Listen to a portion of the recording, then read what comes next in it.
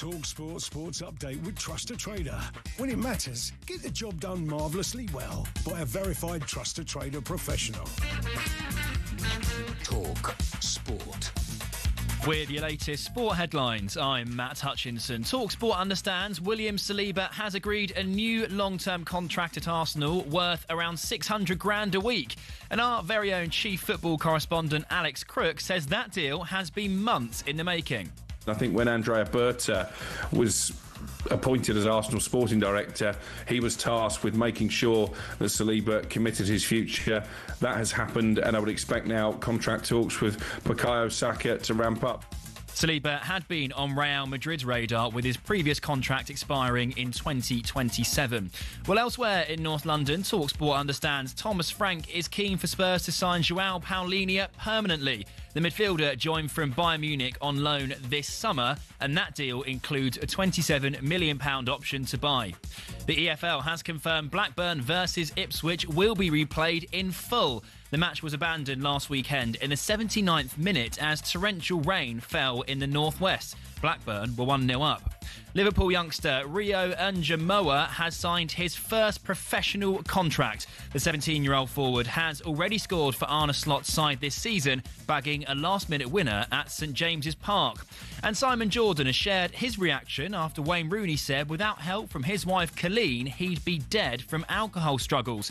The former Palace chairman says it's understandable high-profile players can struggle with life off the pitch. It is a unique space to be in when you're a young man and you're given huge amounts of opportunity, huge amounts of fame, and it comes with a price tag, which is often that, you know, life. You expect more from life. You're not happy with what you've got, and you look for escapes. And of course, there's plenty more at talksport.com. talkSPORT News.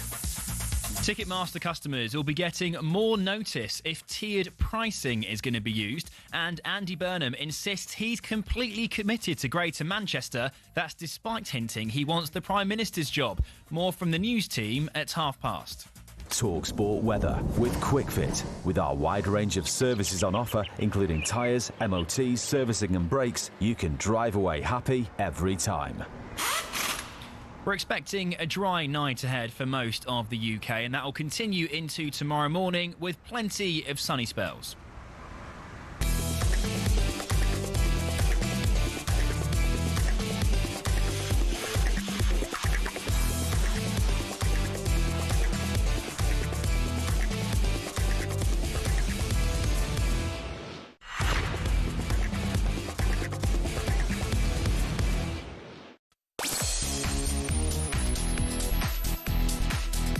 Hello, good afternoon. Welcome to Drive on talkSPORT. It's me, Andy Goldstein. By the way, you're lucky to have me today. And Darren here, by the way. Darren Bent is Darren here, by the way. Darren Bent. Oh, my goodness. You had a little sore tooth. No, mate. Honestly. I thought you were going to pass out in the meeting. I thought I was going to cry today. All of a sudden, from nowhere, it's like I've been hit in the face with a cricket ball. Honestly. All of us, when you walked out, went, what's he playing at? Bill started that. Hey, Bill started that. Bill went... You're lucky I'm here, because if I wasn't, you'd have to do the show with someone else and it'd be awful. It wouldn't be unbelievable. But Jingo, have we got a show for you today? We'll ask why William Saliba has decided to sign a new deal at Arsenal when he could have gone to Real Madrid. And is this a statement of intent from Mikel Arteta's side? We'll also ask whether you should be paid to play for your country after the American Ryder Cup team came in for a bit of stick this week. And we'll have an impossible edition of Start, Bench and Sell, which had Bentley stumped in the meeting, although just opening the door does that. Was you in it, was you? Well, I heard about it. Just like, how do I get in? Push the door. What's that mean? We'll also cross live to America ahead of the start of the Ryder Cup tomorrow. And we've got Bentley, all that. Plus, we'll look ahead to another massive night in the Europa League with Aston Villa in action. It's a game you can hear live on talkSPORT. And, of course, we'll talk about the breaking news, which sees Blackburn and Ipswich 2.0. All of that and more is coming up on today's Drive Time show with me, Andy Goldstein, Toothache, and Bentley, just ache. You can get involved 03717 22 333 And, of course, it's the boot room. And I have a peach of a chat for you today. It's about boots. Jack, you know what I will say is Jack's timing is getting... Good work, Jack. Impeccable. I actually really like that. How's your tooth? Feature of a chat. Honestly. I'll tell you what happened, right? So I was sitting in a meeting. You weren't there because obviously you were downstairs getting your Nando's. Let me just write a story down. No, you just asked me a question. Go on. The only way you can do that joke is if I volunteer the information. We are now. You've asked me. No, I didn't ask you. All right, I'll move on then. No, tell the story. No. We want to hear about your tooth. Stick it. No, God, tell us about the tooth. No, I'm not going to tell you. Because People, I won't, I promise. You will. You'll go, oh, that's a good story. I'll write it down in the pub. Just tell the listener. Well, I was sat in the meeting. We're family. I was sat in the meeting, and for no reason whatsoever. So you're writing it down now. Such a vile little man. Tell the story. I've got your contract here. For no reason whatsoever, all of a sudden it felt like I'd been hit in the face with a cricket ball. And I couldn't talk. That was the problem. You couldn't even open your eyes. No, Bill in the meeting went, what do you think of that? And I went, right, yeah. I mean, it was at 3 o'clock I was going home. Put it like that. And I took 2 Cocodamol, and I'm a little bit tired now. But in half an hour, bang. I mean, the pain has touched wood. Your eyes have gone all glazed over in that as well. Yeah, because I should be in intensive care, but I'm hard, right? I'll carry on for the listener. I'm doing it for you lot out there, right? And I'm doing it for you as well. No, you're doing it for... But what might have to happen, if they wear off a little bit too early... You want whiskey? I'm going to send Billy over the road to get a double whiskey. That might be happening. No, listen to me. There's bottles of whiskey in there somewhere. Where are the bottles of whiskey? Because I think Framptons are still here. Was his whiskey? Yeah. There's bottles. Yeah, I've seen bottles. Where's Frampton's whiskey? Start checking lockers, mate. There's whiskey. Well, I can't just go through all the lockers. They're open. How do you know this? I said, how do you know this? Because... how do you know this? I know some open. Listen, Joe... No. How do you know that? Shout out Joe. No. Joe. Hold on. How do you know there's whiskey in people's lockers? Because I put some in there. I don't think you did, mate. I did.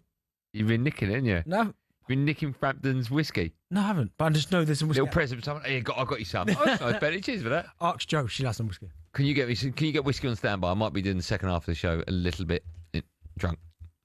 Which is, doesn't make any difference for talkSPORT presenters, but hey ho. Whoa, tell you what. I mean, talkSPORT's known for that, right? Is it? Yeah. They pop open the champagne on the breakfast show. That's not a bad thing, is it?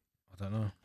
We've got a busy show. We should, a bit later on, we'll talk about, in fact, we can get your view on it now, so briefly. We'll take calls later on about Blackburn Ipswich having to replay the game. That news broke about 30 minutes ago. They're having to replay the game. You may remember Blackburn were 1-0 up. 10 men. Ipswich had 10 men. And there was 12 minutes to go. But the EFL have decided to scrap all of that information. I wonder what they do with the red card. What's happening with that? Does that count? I bet that still counts. Do you know what, right? It stands. Now, that's pathetic, by the way, because the game doesn't count. How can you get red carded in a game that never took place? I know. That's pathetic. They should rescind that. But this is my feelings on it. Yes, I have slight sympathy for Blackburn. Because it happens. Only slight, not total. I can't give them total because it's against Ipswich. Come on, you. No, listen, I feel for them, right? But this is why I blame the EFL. Yeah. And you made a really good point. How they can not have a rule, just in case. Do you know what? If there's torrential weather and the game or floodlight failure, once the game gets to 75 minutes, regardless of the score, whatever's going on, if it's 1-0, 1-1, whatever, that's how it stands. That's how it finishes. And the great thing about that is once it's carved in stone, no one can argue it. No. So if you put that rule in place, then people go, well, we can't argue it. Now all of a sudden, you have to replay the game again. That's fine. Because we had but talking about, do you play the last 10 minutes? Okay, but how do you play the last 10 minutes? Do fans come for 10 minutes? Where do you play that game? Is it behind closed doors game? Well, it's not. Then it's different to the first game. There's just too many moving parts. Yeah. Have this rule set in stone. So easy, isn't it? Yeah. It's so easy. So we'll take calls on that a bit later on. Also gearing up to Aston Villa. They're, of course, playing in Europe tonight. It's been a busy old week for European There's football everywhere. I can't keep up. There is football everywhere. We'll talk as well a bit later on. The Americans have come under a bit of stick in the Ryder Cup for getting paid to play in it. They were getting $200,000. I don't know if you know this. $200,000 per man. Yeah. And they would automatically give that to charity. They've upped it this year to $500,000. But they've decided to still give, I think, either $200,000 or $300,000 to charity, but then keep the rest. And that's what they're coming under. Joe, I haven't got a problem with that, right? Because they're giving a big chunk to charity. So so someone is benefiting. They're all billionaires. No, I get it, but at least they're benefiting. Charity. You play with your country. What do you think? Should never be. What do you think? Get paid, or just don't wave your feet and give it straight to charity. Wave your feet. Yeah, I've got no problem with that. Yeah. When you played for England, we'll talk about this in more detail. You got paid. Yeah. Okay, we'll talk about that a bit later. Because we're going to start today's show with good news for Arsenal fans because the centre-back William Saliba has agreed a new deal at the club. So is this a statement of intent from Mikel Arteta's side? Towards the near post, a flick on by Saliba, hits the post, and surely it's in. And he's gone out on loan, and it just shows you that, going out on loan for these young players really does work, or it really can work. And you saw how much, it was alarming how much they missed him when he wasn't available. And Saliba's there rather to turn away from Ronaldo and keep possession. Almost nonchalant defending from Saliba. The confidence of the Arsenal man. They are the best partnership in English football. Maybe the best partnership in European football at the moment. You're at Arsenal Football Club that is actually going forward under Mikel Arteta. Why not go again? I wouldn't be surprised. I actually think he will stay at Arsenal. Yeah, TalkSPORT understands centre-back William Saliba has agreed a new deal at the club. His current deal was set to expire in 2027. He's also had interest from Real Madrid, who wanted him to run his deal down before signing him on a freebie, a bit like, of course, they did with Trent. So, with Arsenal without a trophy since 2020, why would he not try to move to a club that's successful? 03717223334. Firstly, before we have our little discussion on it, you obviously must be over the moon because he's one of the most important players. He is one of the first names on the team sheet. When he's fit, he will, of course, start. Yeah. You've got a few players, actually. You're very lucky like that. So it's great news for Arsenal. Massive. I mean, the partnership between him and Gabriel has been fantastic. What I will say is, though, and I'm a big fan of Saliba, I love him, that you have seen, though, all of a sudden, that Arsenal have been able to cope. Mosquera's come in when Saliba was out, and he was very good. Now, long term, we don't know what that looks like, but short term, Mosquera's been very good. But those two as a partnership have been brilliant. I do think Saliba struggled at times last season without Gabriel. I thought Gabriel maybe is the leader in that back line. Like for so long, I thought it was Saliba that was, and he is the Rolls Royce footballer that can bring it out, can defend well. But I thought last season when Gabriel wasn't there and he had to play with Kivior, I think he struggled. I think he really struggled. But no, the fact that Arsenal managed to retain him, you go, yeah, that's fair play to Arsenal, because you're right. If he left and said, I'm going to Madrid, how can I argue that? You are talking about the most successful side ever, the biggest club side on the planet. You look at what the players that they've recruited, Mbappe's, obviously Trent's there, Jude Bellingham, Vinicius Jr., Valverde, the list is endless, as well as the history of that. The list is endless. It's endless. Yeah. So if he said, I'm going to Real Madrid, you could obviously try and convince him, but it's hard when, as you said, Arsenal haven't won a trophy for 5 years. But I do think Arsenal are a club that's going in the right direction. Yes, they haven't won anything yet, haven't won the Premier League, haven't won the Champions League ever, but I still think they're making strides to try and close that gap to win something. It's not like they're going backwards all of a sudden. Yes, maybe some people, I don't really subscribe to it, but some fans are saying, and not even Arsenal fans, maybe other rival fans are saying the football that they're playing at the minute is a little bit pragmatic. But it's just Arsenal trying to find a way of getting results and closing that gap, and I still think they are in a really good position to challenge for the Premier League. I really do. And the fact he's wanting to sign tells you that he believes in what Mikel Arteta's doing. Yeah, I agree with everything you said. They are in a good position to challenge. They still need to get over the line in a biggie. I do feel as though your manager has looked at the smaller competitions, domestic, including, of course, Carabao Cup, and thought, okay, I need silverware. Oh, no. Because if you look at the forward line last night, your front three was more attacking than it was against Man City. You're playing a better starting front three against Port Vale than you are against Man City. Saka, Eze, and Moreno. Yep. And so I look at that. You were pretty strong last night. I know you'd played a few of the kids as well, but I looked at that and I thought he's realised he needs to start winning silverware, irrelevant of what it is. Because even with the team that he picked, because he played Kepa in goal, won't play in front of Real. Yeah. Lewis Skelly came in, who we love. Yeah, but is it England international, right? And great player. But at the minute, he's back up to Calafiori. Yeah, but still, only just, right? Toss of a coin. Yeah, but Calafiori started off well. Mosquera and Saliba, Ben White behind Timber. Okay. Wanyeri. Hold on, so that's a good back five. Yeah, but it's not the starting back. No, but it's still good. Yeah. Wanyeri doesn't start, but Wonder Kid. Yeah. Norgard. Come back from injury. First game, right? Yeah. Eze. Brilliant. Speaks for himself. Martinelli, Moreno, Saka. So I mean, that's powerful for a first round against Port Vale of a Carabao Cup. That's massive. Yeah, but I think now he's looked at it and gone, do you know what? Like those games against teams like Port Vale, no disrespect, you can try things because ultimately you should win them games. Yeah. But you're right. I want to see these kind of attacking lineups. Not Moreno centre forward, absolutely not. Right, Gyökeres. Yeah.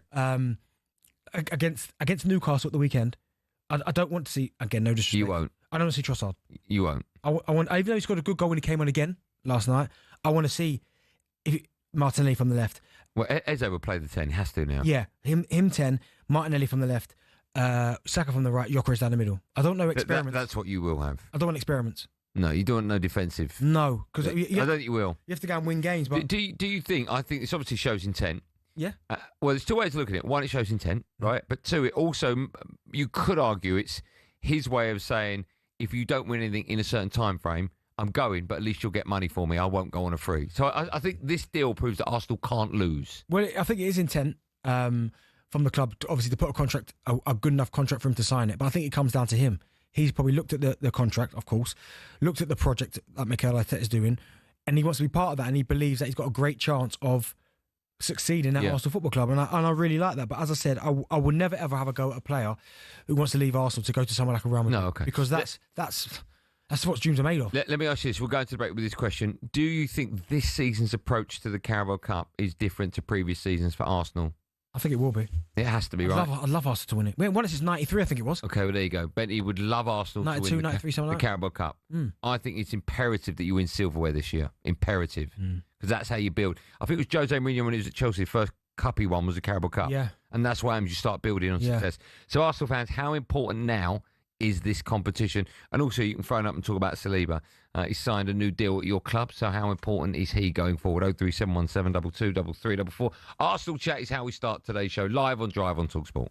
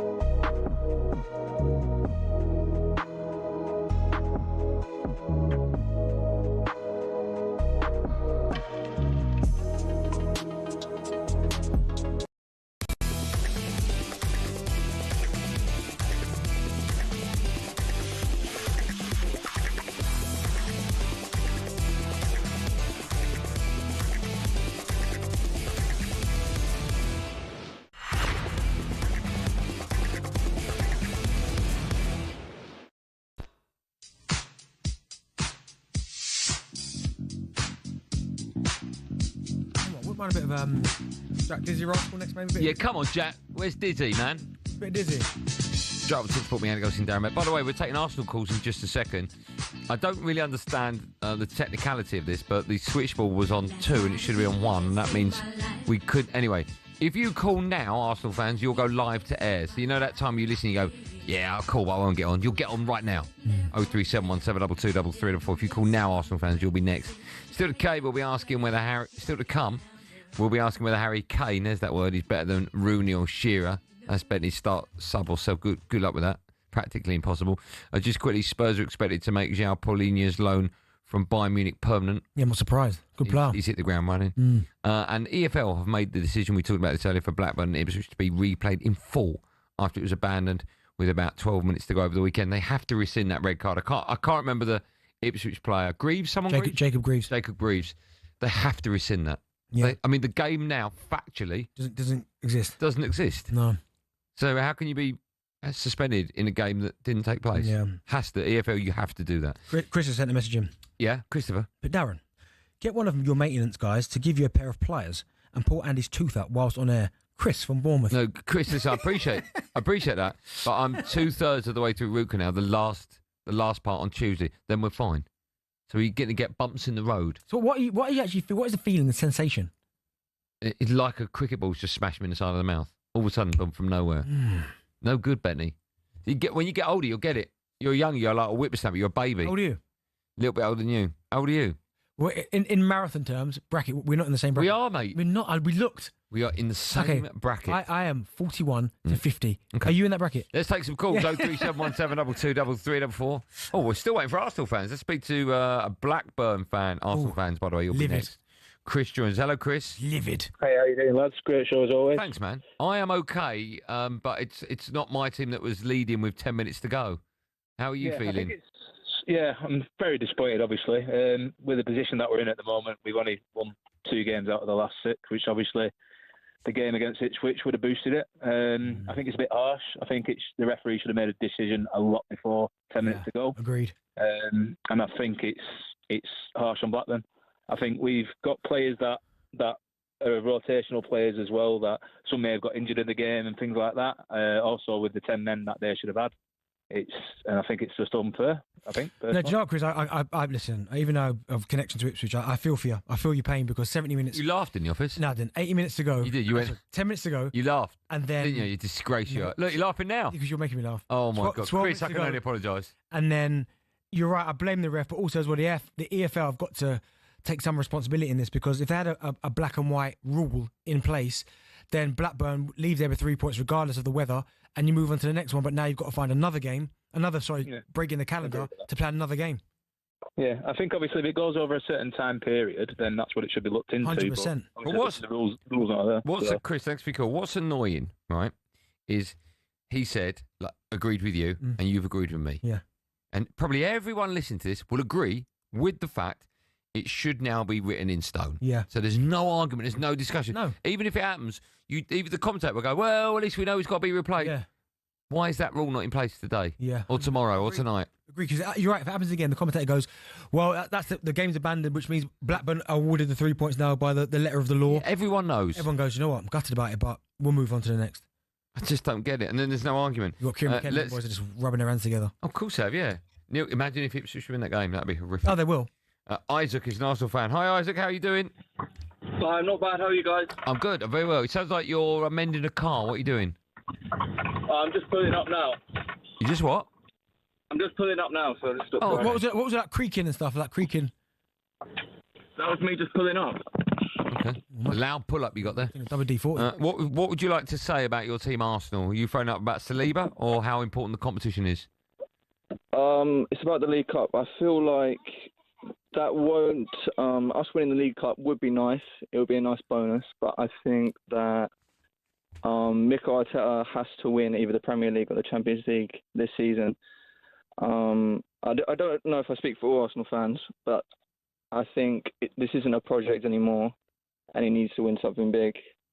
Do you know, Isaac? I kind of agree with him there in terms of it can't be the project must be now fulfilled. I almost felt like the last piece of the jigsaw was a striker. Now all the pieces are there. You're set, ready to go. I think if you win the League Cup and the FA Cup, that's good enough. I'm finished where in the league? Champions League. Top. Nah, it has to be second or first. Has to be in the Premier League. Well, I don't think you will finish first.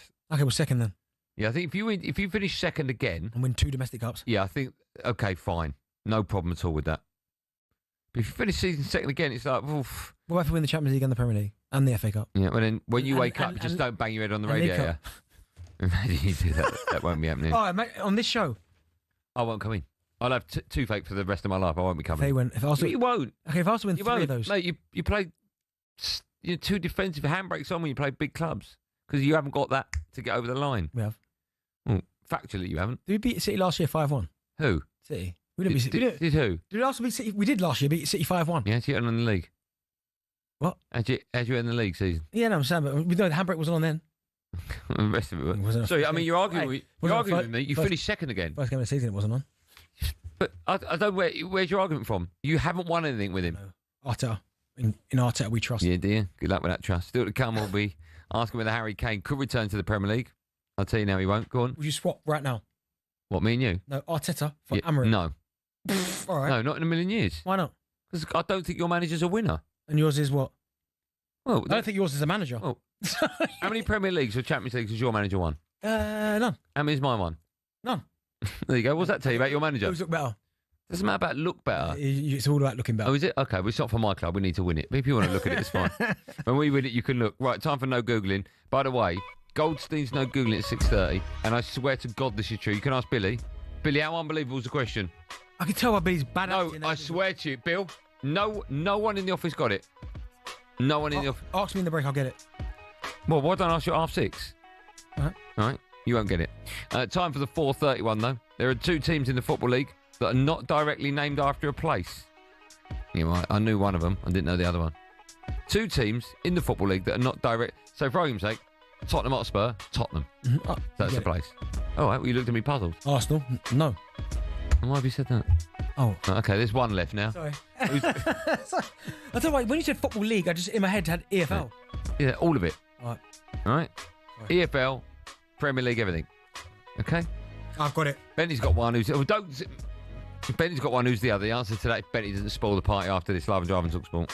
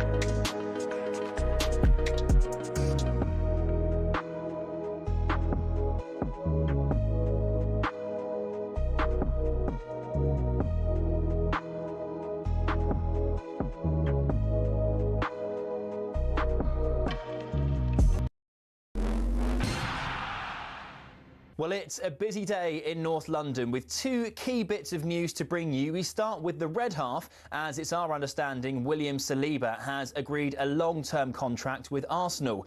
His current deal had been due to expire in the summer of 2027, with Real Madrid interested in luring him to Spain.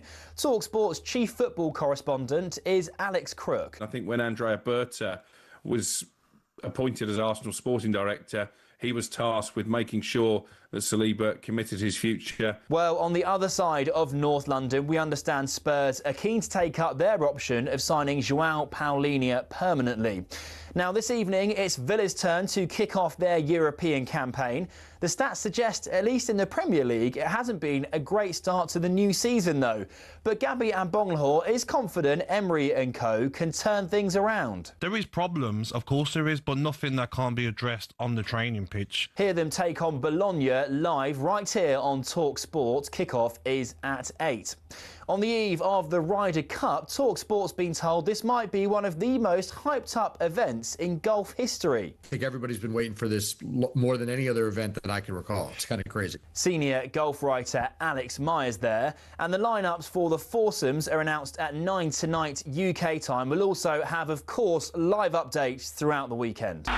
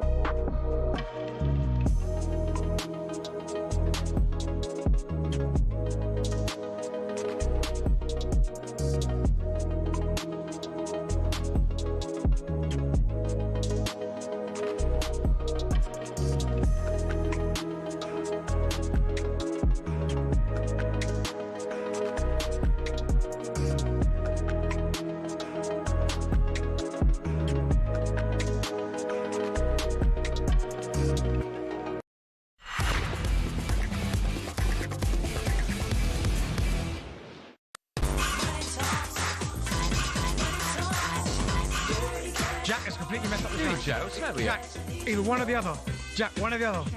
He's got the two. Right, we said, can we play Dizzy Rascal? So I wanted I Love You. He chose another one, and he's played both of them together.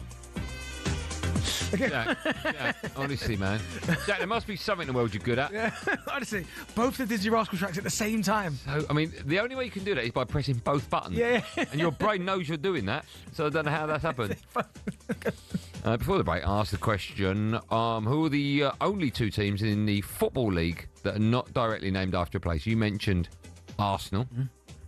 The other one, do you want a clue? Yeah, go on. Robbie Williams is a clue for the other one. Port Vale. Port Vale was the answer, yeah. Well done. My last ever pre-season. Yes. I did on that pitch because I took a penalty, ripped all the ligaments in the side of my knee. Yeah. I was out for half the season. That was it. My last year. That was it. Port Vale. I've been to that ground. The biggest pitch in huge. the world. What's it called? Don't know. I think it's something. Is it something Lane? Something Park? Something Park? Maybe. Right. So a listener will tell us what Port Vale's. Yeah. But I'm telling you, the pitch is massive.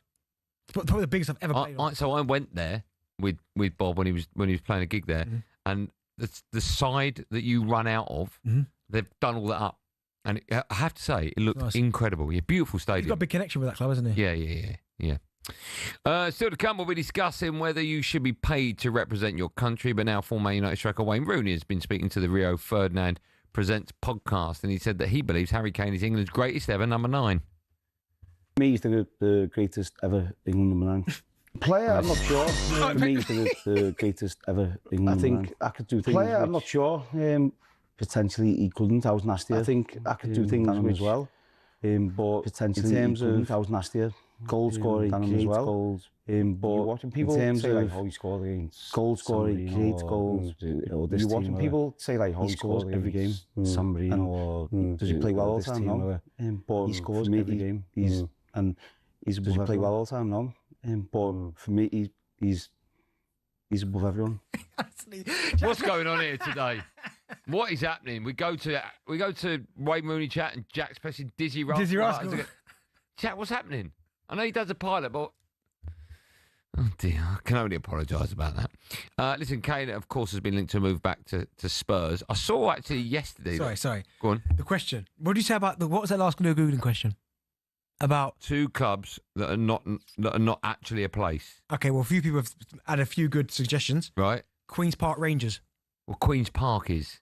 Is it? Yeah. Okay, Everton. That is a place. I mean, no, that is a place. Is it? Yeah. I've heard that question before, and I know that there's only 2 answers. And someone's trying to say Forest Green.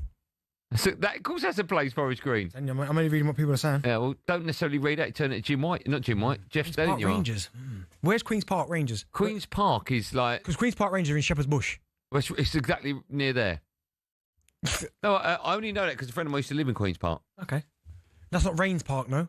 No, Queen's Park. All right. All right? Okay.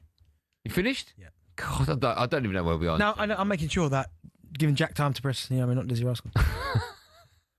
Let's talk about Harry Kane. Yep. Do you agree with Wazza that he's England's greatest ever number 9? I mean, ever is difficult because there was people that came way before me. I know, our life. In my era, then yes. Yeah. As an out-and-out number 9, yes, I think Harry Kane, and his numbers for England would suggest he's certainly one of the best. He's got a World Cup golden boot. He's got a Euros golden boot. He's got Premier League golden boots, Bundesliga. I mean, he's England's all-time record goal scorer. So in my era, like in my kind of lifetime, I would say yes, he is. Okay.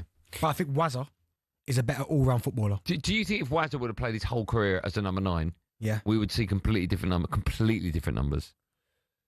I do you know what I think for Wazza, because he was such a good footballer, and I mean top level. Yeah. That if you try to just kind of pin him down to that one position, I don't think he'd have been as effective. Like you would have taken away so much more of his games. But one of his strengths were that he could pop up anywhere. His range of passing was as good as anyone's. Yeah. His technique was as good as anyone. He was strong as they come. He was quick. I just think for Wazza, as in terms of an all-round footballer, he was just one of the best. If he was playing, who would you say is the best team in the Premier League now with a number 9? Man City? Oh, I mean, Liverpool got 2. I know, but they don't use their number 9 like Man City use their number. Well, yeah, I mean, Haaland is so what's the word you're looking for?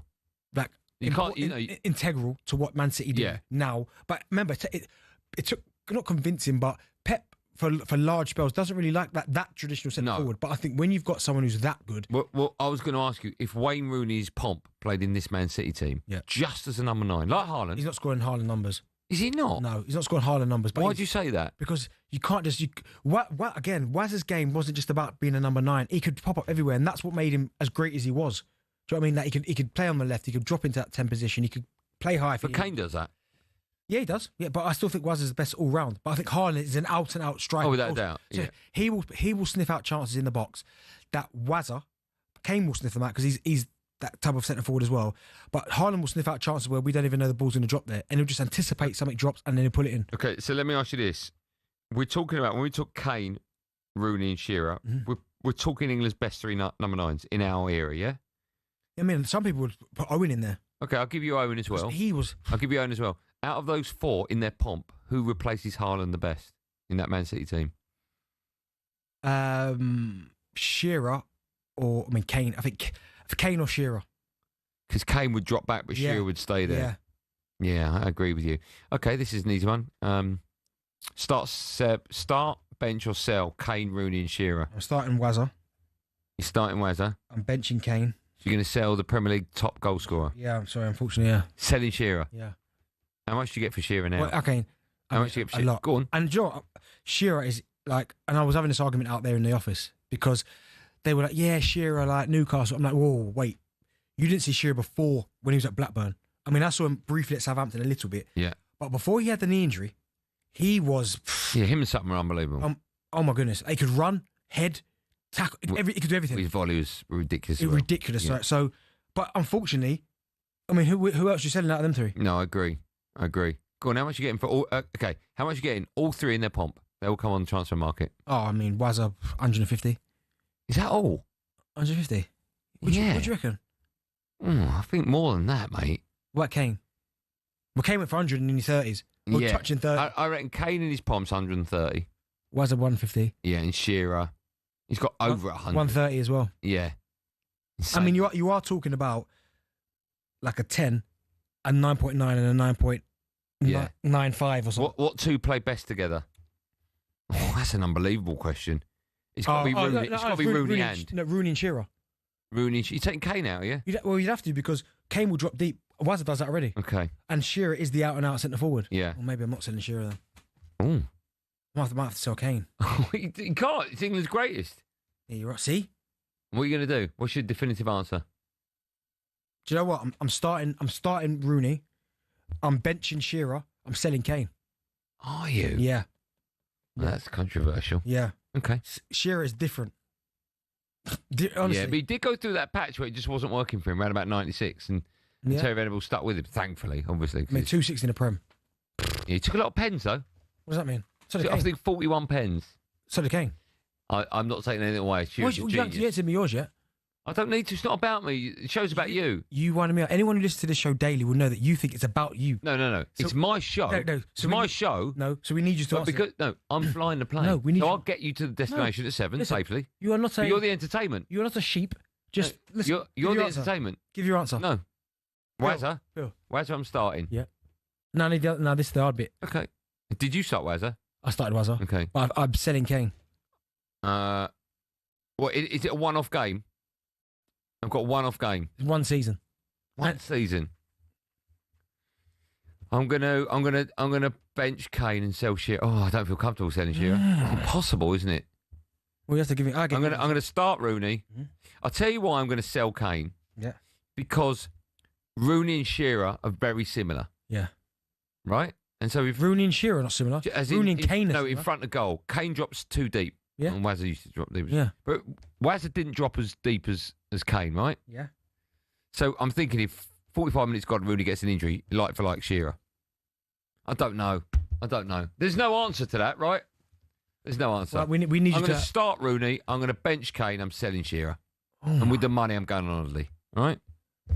A reminder that we need your voice notes. Of course we do. For this week's edition, today's edition of What's Happening Banter. You can save our number in your phone. It's probably saved already, 03717 223344. Then once you've done that, go over to WhatsApp, open it up, and send us a voice note asking Benny anything you like. But be clever with your question, because we've had quite a few of them in the past. It can be about football or just life in general. Maybe you want advice. 03717 223344. Go into WhatsApp, open it up, send a voice note. It must start with "What's Happening Benty," and of course put your name on it.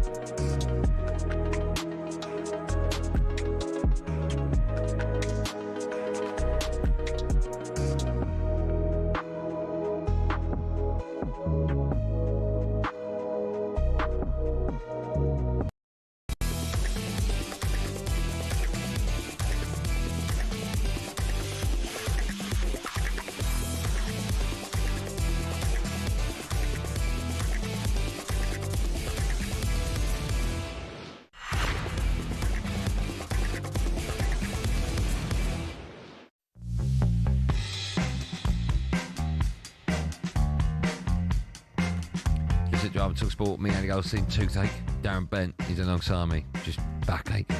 Still to come, we'll be getting all the very latest from the build-up to the US, or from the US ahead of the Ryder Cup. Just quickly, Calvin Phillips made his return to the Man City first team for the first time in 645 days, nearly a year. Oh. What? And the EFL confirmed that Blackburn against Ipswich is to be replayed in full. Right, time now for this. Objection! Sustained. I sentence you to a lifetime of supporting United. Football Court is now in session with Judge Paddy on talkSPORT. Yes, Paddy Power.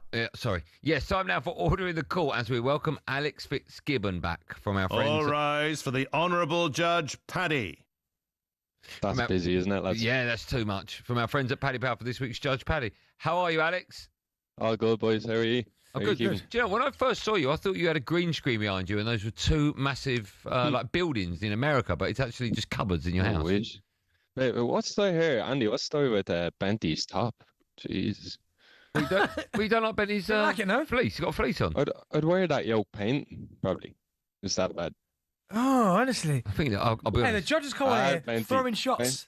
Yeah, I mean, I'll be honest. Judge, I'll be honest. You've had a haircut. It makes you look like you're an extra in Dumb and Dumber. Right?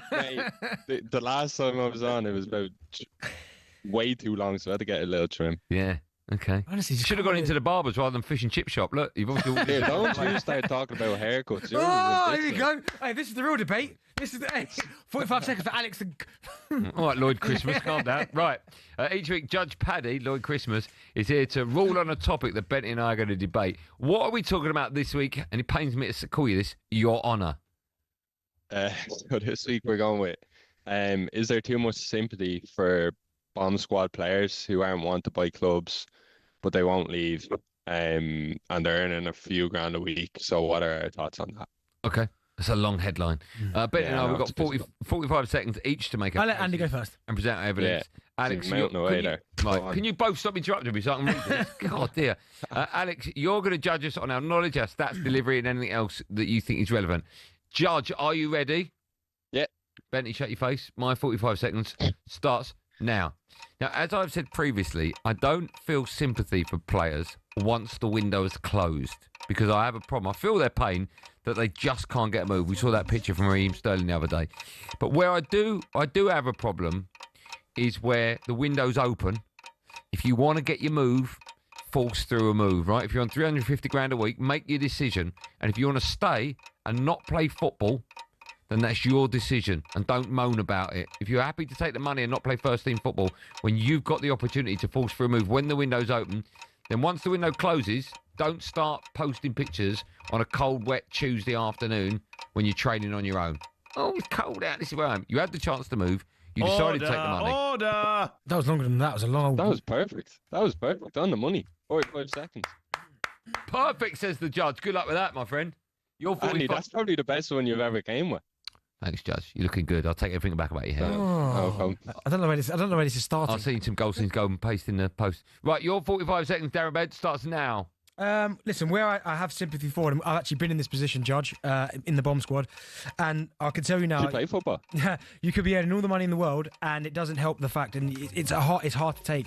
What I understand what Andy's saying in terms of posting pictures when you're training, but a normal training day does not mean you start training at 8 p.m. in the evening. And yes, you could force for a move, but that's what contracts are for. If the club are willing to give you that contract, they can't expect you to just walk away from it. If they give you 250, 300 grand a week, they're the ones who gave you that contract. So I do have sympathy for them. And yes, any player that doesn't get his move, I would like to see go and play football rather than just sitting there and earning their money. But you have to have sympathy because I think mental health comes into it as well. Oh, he played that card. So Judge, make of that what you wish, because that is a very, very powerful. Yeah, I don't have sympathy for anyone that can move and is happy to take 350 grand a week. It's contract. Don't moan then. Take the money and stop moaning. Right. Yeah, I think you can see both sides of it, really, though, can't you? Like, yeah, mental health is a big thing, though, Judge. Oh wow, I can't believe he played that card. I think, like, being honest, I think because Benty's obviously been there and he's seen it from the inside. I think probably I'd go with him, just given the fact that he knows inside out, kind of. Whoa. What is like he's made the point, they give you that contract, so they're in. It's up to them to pay each week. And it's not the players' fault if they can't get a move out of there. But at the same time, these are the guidelines that they were brought in on. Is that certain amount of money? You know, I took everything back about the Dumb and Dumber. I'm pushing it forward again. I love Alex. My favourite judge. Yeah? Name another judge. Rinder. Oh, go on, Rinder. Shout out, Judge Rinder. Andy, you look like John Rinder. What? You look like Rinder. So great. I mean, that doesn't make any sense. That doesn't mean anything. I know, it's only the wind up. And it gets you every time. Ben, it's a Judy. I mean, it's Judge Judy. Could be worse. Judge Judy. That's what you look like. Right, are we finished slinging mud at each other? Yeah. Right. Oh, yeah, incredible. we're done. Absolutely We're done incredible. this week. Incredible. The problem was, I had a joke in my head which I wanted to come up, but I just can't tell that joke at 5 minutes to 5 in the afternoon. But I'll text it to you, and then you'll see I would have won. Judge, always a pleasure. Thanks for coming Cheers, on. mates. Cheers, Alex. Have a good one. Fantastic judge you were this week. Yeah, well done. Can't wait to speak to you next week. There you go. So, thanks to Alex. There will be another debate in front of Judge Paddy next week. 18+. Gambleaware.org. Judge Paddy on talkSPORT with Paddy Power. When we come back, who just tell us to shut up? Bill just said, "John, just plug for calls." I went, "Shut up, Bill." When we come back, I will be plugging for calls. I'll be asking you if you think it's okay to be paid to play for your country. The Americans in the Ryder Cup supposedly, factually, are getting $500,000. Bet he was getting 25 grand a pop, weren't you? Honestly. Well, we've said it before on the show. No, I haven't. I said it in a meeting, and we've said it on the show. We have actually talked about it. I said off air. No, because we talked about the fact you donated it every week. No, I know we didn't have that conversation. No, I know we didn't have that conversation. Right, I'm just off to do stuff. I'll be back in a couple of minutes' time.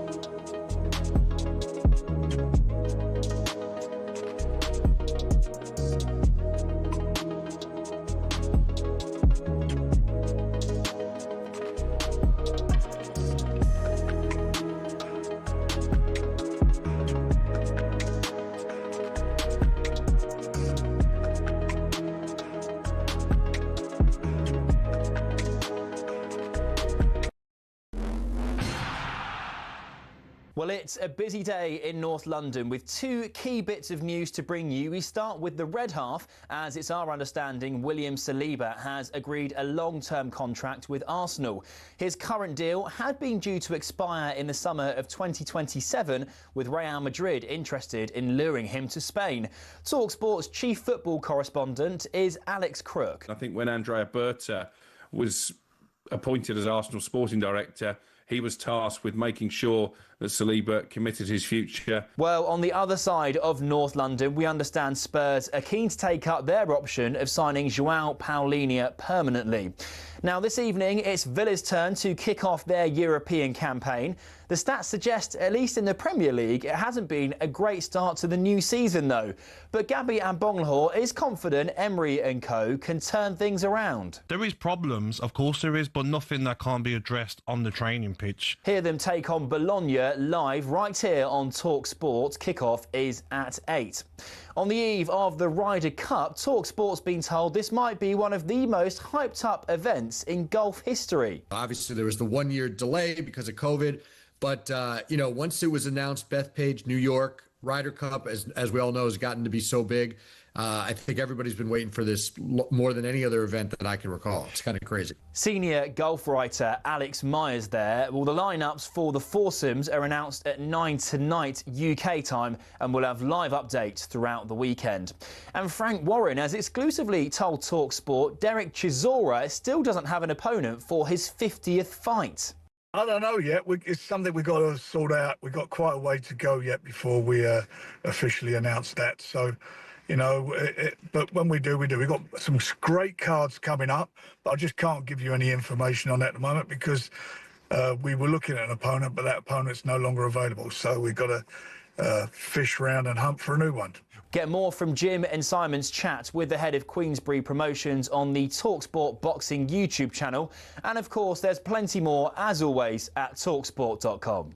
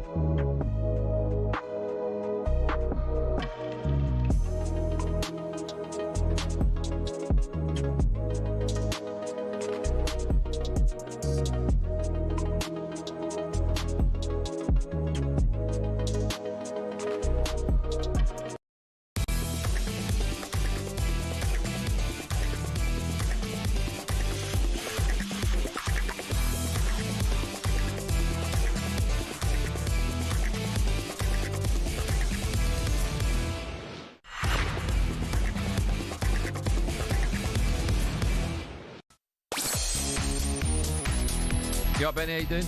Yeah, I'm good, you? Yeah. Count to 10 for me. Mouthful of chocolate. Nothing. What? Nothing. How many just stuff in your face just before we came on air? Betty.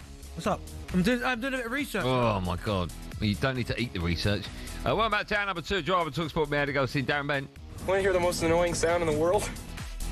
Dumber. Yeah, it's that. It's that, innit? There you go. Still, all right, Jack. Still to come, we'll be looking ahead to Aston Villa's game against Bologna. It's live on talkSPORT tonight. But now the Ryder Cup starts tomorrow. We can't wait. But should you be paid to play for your country? ? We understand that it's going to be a big challenge, but I'm very excited about my team, the form we have coming into this. Please make some noise for the winners of the 2023 Ryder Cup, led on by their captain, Luke Donald. It's Team Europe!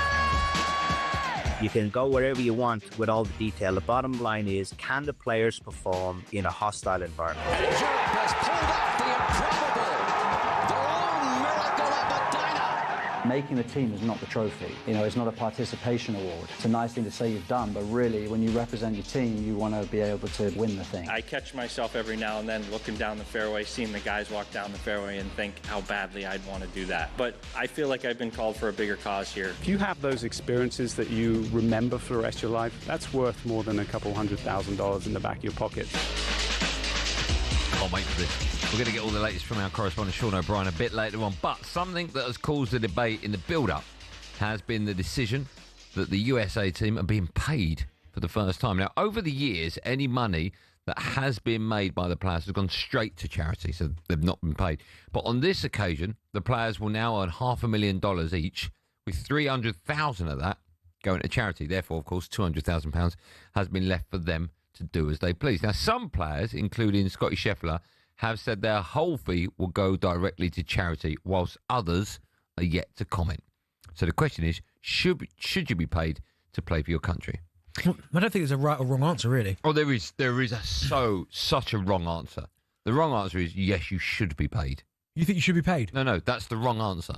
No, it should be just an honour and a privilege.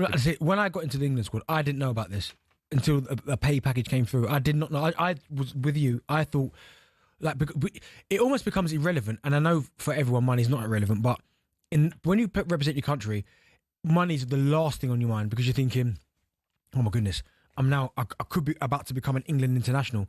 Do you know what I mean? I've been dreaming as a kid to play for my country. It might be a realisation about to happen. And it was only afterwards when I got the slip come through and you go, oh, I didn't know that. Didn't know that at all.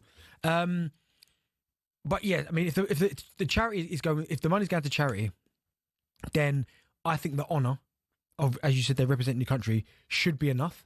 But I don't have a problem with the players getting paid for their country if they're donating some of it to charity. I do.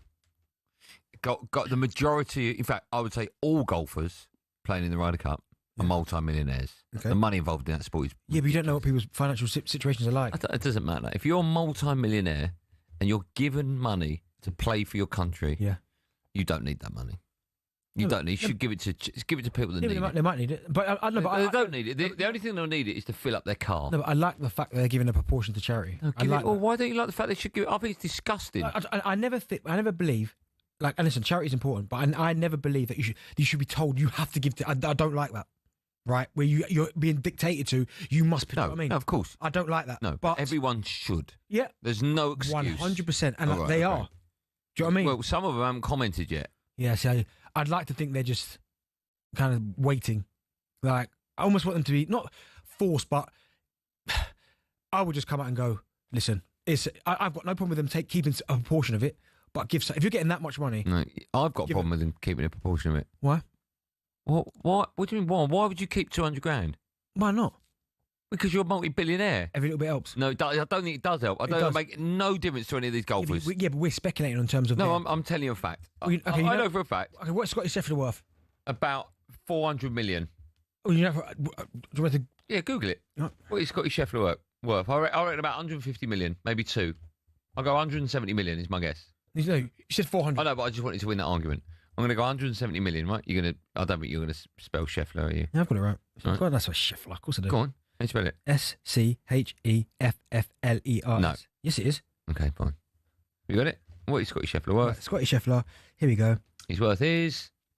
I'm going through... Oh, gee whiz. No, that's not it. That's not Good. That's not it. That's not it. Like, listen, all I need is a figure. Give me all this nonsense. What did you type in? Scotty Scheffler net worth. That was it. Nothing come up. Whole stories come up. Just put winnings, career winnings. Put that in. Okay. You have to keep talking for the nation. Okay. So Darren's now going back to Google and he's typing in winnings. He's deleted the word net worth and he's. Okay. Have you done it? 50 million. Okay.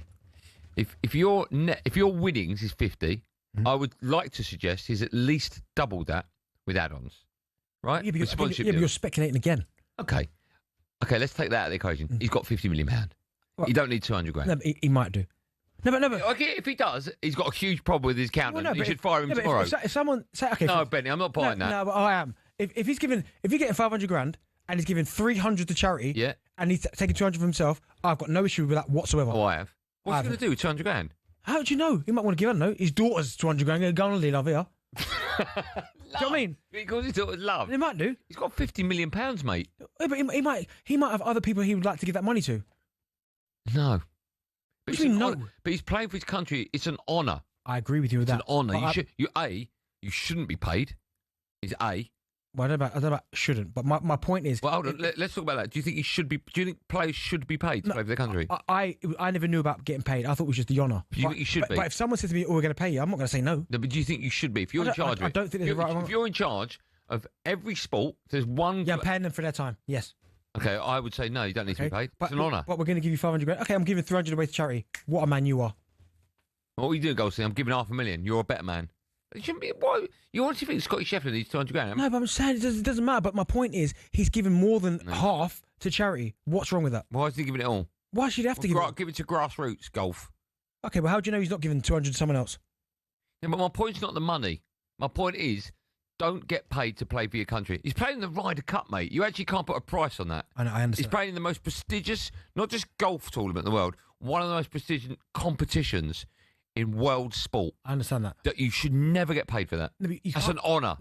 But there's loads of things that are honoured, like honours. But my point is, at least... what else is honours? There's loads of... One second. But at least he's giving over half away to charity. Like, it'd be different where I'd go, if you're getting that amount of money and you're saying he doesn't need it, and he's like, nah, I ain't giving it, I'm keeping it all. Fair enough. But the fact he's going, nah, do you know what? Out of this 500, I'm giving over half to charity. Yeah, I have no issue with that. Okay, but you're talking about amounts. Yeah. I'm saying the amount is irrelevant. If you play for your country, don't get paid. Oh, no, see, I've got no issue with them getting paid. You should. I'm not saying they should, but I've got no issue with it. Do you think you should? I say no. I'm not saying no or yes. You got two boxes in front of you. Yes or no? There's none of them. Because if you're getting paid, okay, fair enough. Well, no, but what one would you... No, I can't give you a yes or no. No, but I'm saying if you were on the board... No, but mine's... And they went, we're honours even voting, you've got the majority vote. I'm paying them. So you think they should get paid? But this is my question. But are they going to be giving some to charity? Yes, they are. Yeah, perfect, pay them. Well, no, I'll answer that. Because I'm on the committee. We don't know that. Well, I do. I'm good friends with Scotty, and he's giving 300 grand to charity. So yes. What about the others? Well, that's up to them. Right. So Scotty Sheffler's a good guy. Okay. Well, why are we using Scotty Sheffler as an example? This is just for sport. Let me remind you that, Mr. Bent. Mm-hmm. Do you think sports people across the world should be paid to represent the country? Well, do the Premier League players that are playing sport, are they paid? By the club, yeah. But they're playing sport. Yeah, it's not their country. My argument is if you represent your country. Yeah, you should get paid. If you're going to give some to charity, then my big thing is yes. Okay. My big thing is no. Okay. What's your big thing? I don't know why we keep saying Scheffler. Well, because I mentioned him. Probably that's the only go for. And he's probably got about 100 million. Well, someone's put he's got 110 mil. There you go. I just said 100 million. Yeah. Now you know that. 200 grand, keep it? Yeah. Because you're giving 300 away. 03717223344. You can either agree with me, man of the people, or Darren Bent, ex-footballer. 03717223344.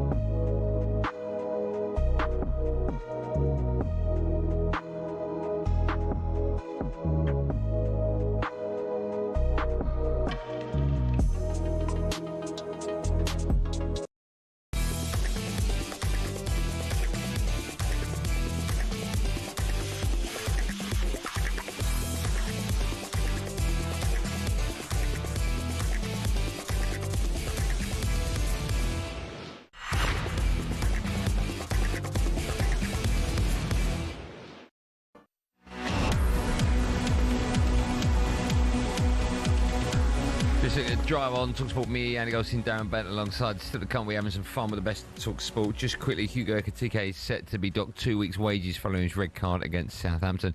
And we need your voice notes for what? And Bennett will just lick the mic.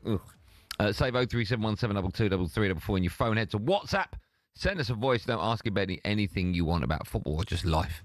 But you must start with what's happening, Benny. Just quickly, you know, toothache gate. Toothache. I've taken the pills and the pain might be coming back. I went over to the cupboard where all the post that's sent in. Yeah. And on the top shelf, there is a long cardboard box which contains a bottle and it's addressed to Ray Parlour. Yeah. Now, open it. Do you think so? Yeah. It might not be whiskey. Nah, it's not going to, but it's Ray, and it's Ray's going to be, what's the thing? Jaeger bomb, is that what he does? Yeah. It's probably a bottle of Jaeger bomb. But someone might have sent him whiskey. I don't know. Can I open it? Nah, you don't open it. You'll do it. People can hear you. Oh, fine, okay. Go and get it. We'll open it on the show. Let's go to the phone line, shall we? 03717223344. Should you be paid when you play for your country? Chris is first up. Liverpool fan. Hi, Chris. Goldstein, my man. Shocker that the man of the people doesn't agree with the people. As usual, Benty always on the right side of history. Oh, see? Chris, I love the energy from Chris. Energy. I don't know if that was a statement or in the middle of a rap. What was happening there? Who do you agree with? That was a statement, factual. To me, this whole thing is a media-driven story for Mr. Luke Donald, who lives in America with an American wife. Hold on. I'm asking the question in general. If you represent your country at any level, in any sport, should you be paid, not just golf? As Benty said, if they're going to offer me cash, I'm going to take the cash. Whatever you want to do with the cash is up to you. But is it not an honour and a privilege to play for your country?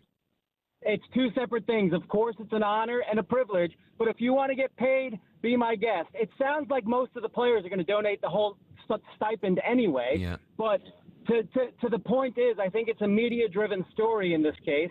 And I also What do you mean media-driven? What do you mean? I mean, every story's media-driven. Otherwise, we don't read it in the media. I think Luke Donald's trying to drive a wedge between the U.S. and the European team to say, oh, look at these guys. They only care about the money. They only care about the money. He's right. But guess what, Luke? You know why, Luke? You're a captain, Luke, because that shill Poulter, that shill Westwood, that shill Stenton couldn't be on the team because they're on the Live Tour. Yeah, but hold on. He's right, though. Luke Donald's right. If the Americans are taking money and some of it's going to charity and some isn't, that's poor form, right? I don't think it's poor form. I don't. It is. Let me ask you this. I don't know what you do for a living, Chris. If you're a multi-millionaire and someone's giving you a lump sum of money for something that you know is an honour and a privilege, and not many people play in the Ryder Cup, and a lot of your teammates donate the whole lot to charity, do you not think you should? Of course. I would donate the whole lot to charity, There you go. and I think that's what they're doing. But as Scotty Scheffler said, who has a way less net worth than $50 million, I think that's crazy. I think what Scheffler said is charity you do in your own time behind closed doors, not front and center like Luke Donald, who lives in America. Do you know what, Chris? I think that's a really good point, that. There's people out there that question certain individuals about what they're giving back to charity, and I do like the guys that are in the background doing what they need to do for charity, rather than the ones that are, oh, look at me, I'm doing this. Do You never hear me talk about me giving money to charity. Because you don't. That's besides the point. Yeah, because you don't. That's right. Let's be, I do a little bit. Someone made a good point here, actually, about your hair product. Right? Are you going to give a No, of course I'm not. Why not? Because I put my own money into it. What? I have put my money. Cool. No, listen, don't lie, that's right. No, you haven't. So are you going to donate a proceeders? No, of course I'm not. Why I'll not? lose money. You haven't. You didn't put a penny. Of course you think someone's going to do that for nothing for Yeah, me? because obviously it's a partnership.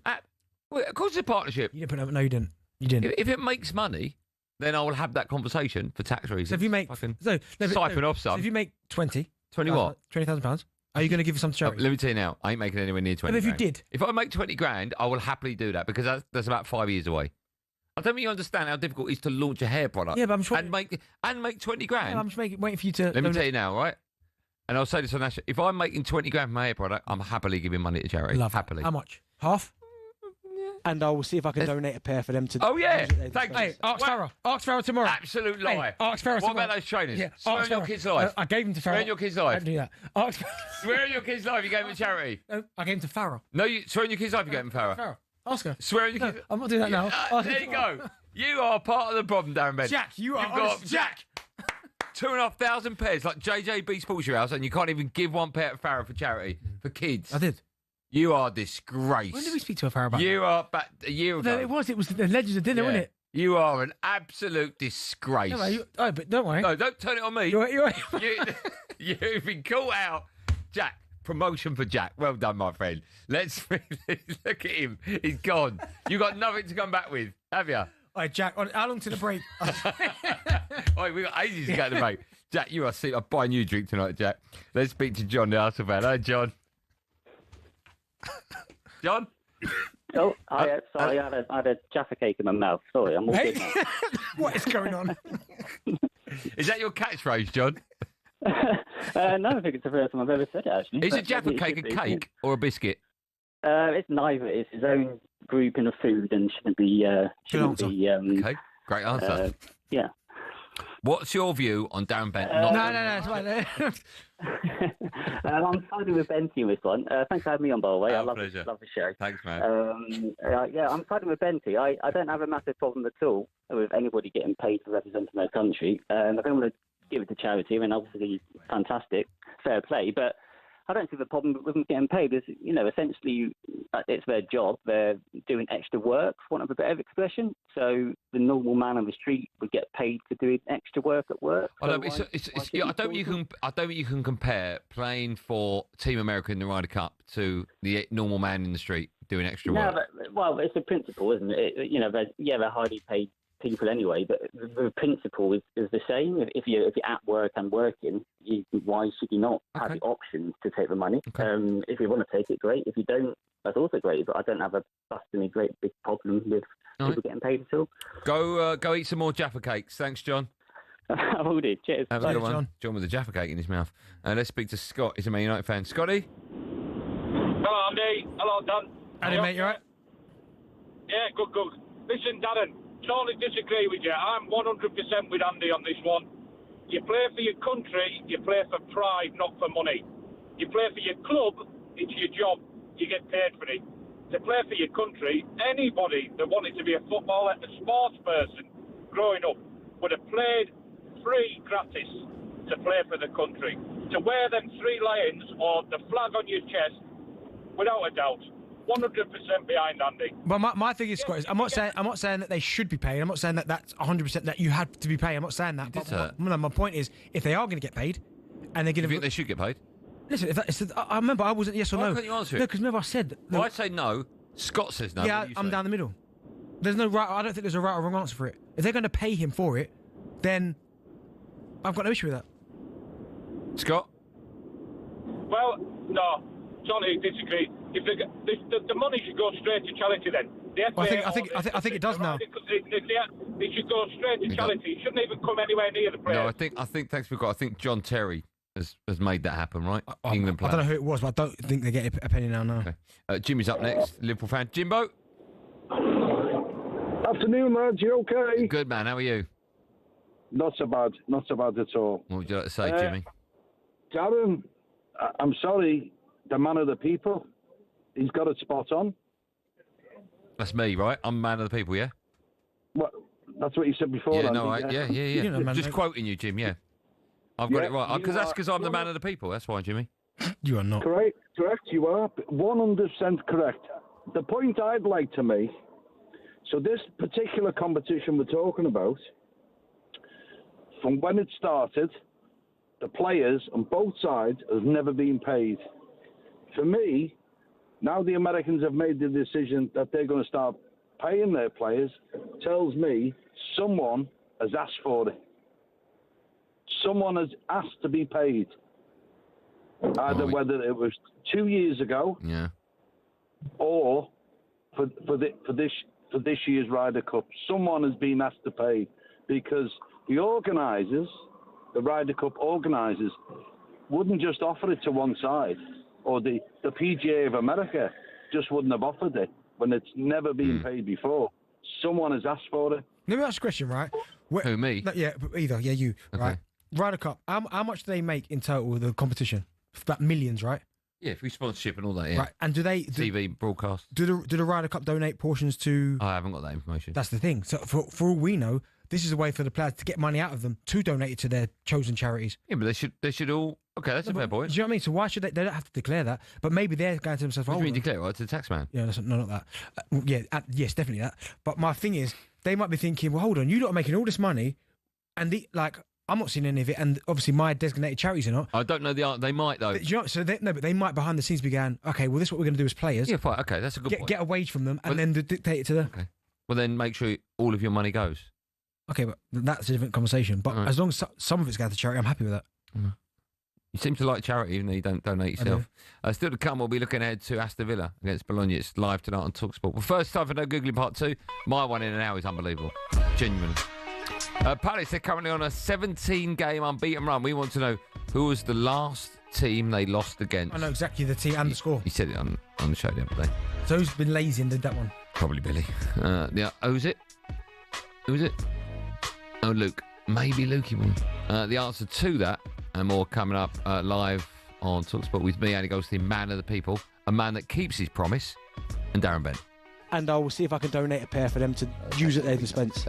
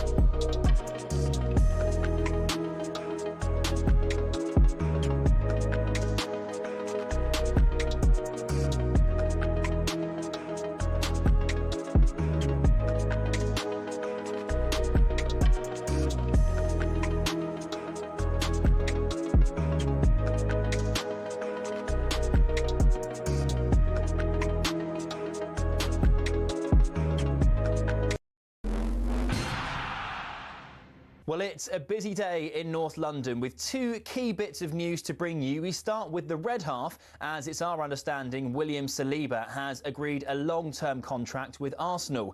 His current deal had been due to expire in the summer of 2027, with Real Madrid interested in luring him to Spain.